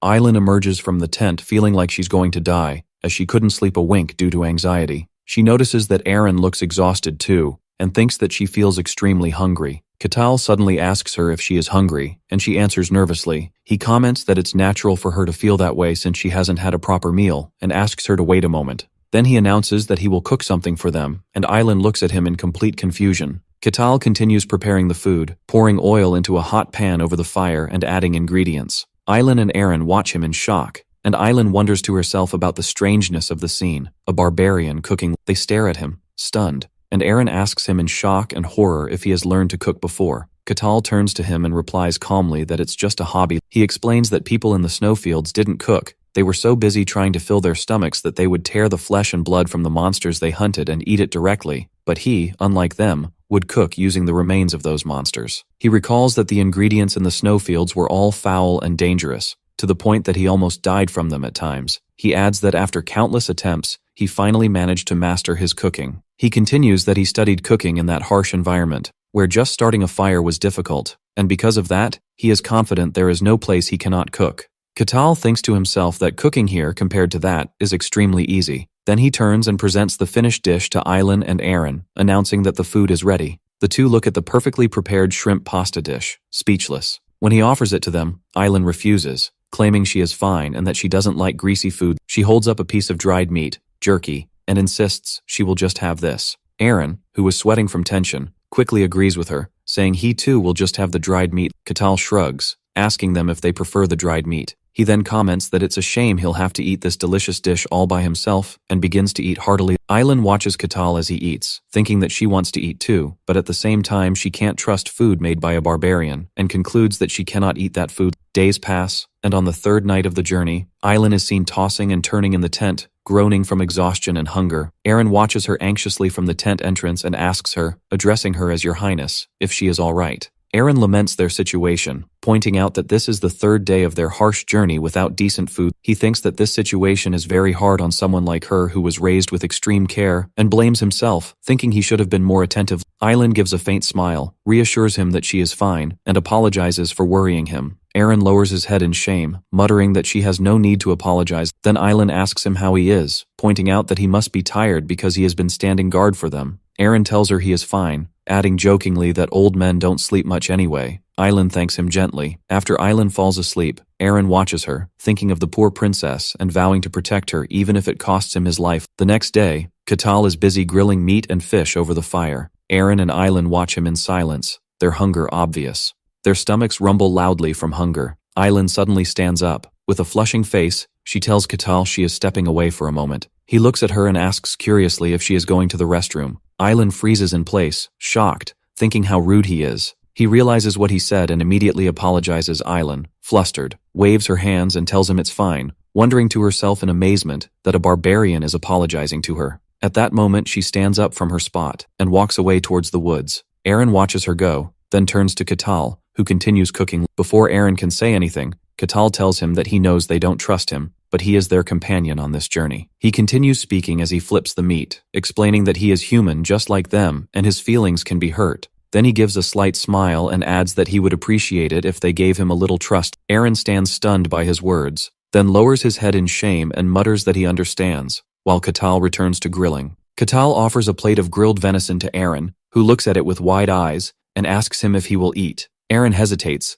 swallowing nervously, looking extremely conflicted. Meanwhile, Island sits alone by a stream, sighing and feeling miserable. She continues to sit by the river, feeling extremely hungry. She hugs her knees to her chest, feeling the pain in her legs and almost collapsing from exhaustion, but she tries to endure. She forces herself to get up, thinking that she must endure, and that Aaron is surely having a harder time than her. But she is soon shocked by the scene before her when she returns. Aaron and Catal are sitting together, both eating the meat Catal had prepared. Island stares in shock as she sees Aaron eating and mutters his name. Catal notices her gaze. Aaron suddenly jumps up in a panic, dropping the meat from his hand, and yells out, "Princess," assuring her that this is just a misunderstanding. Catal looks at them calmly, repeating the title Princess with curiosity. Island hurries over, asking the panicked Aaron what exactly he is trying to explain is not true. Island remembers that they had agreed to be wary of barbarians and to protect each other. Aaron interrupts her, explaining that it's not like that, and tells her that he actually thinks Catal might not be as dangerous as they thought. Island is shocked by his words.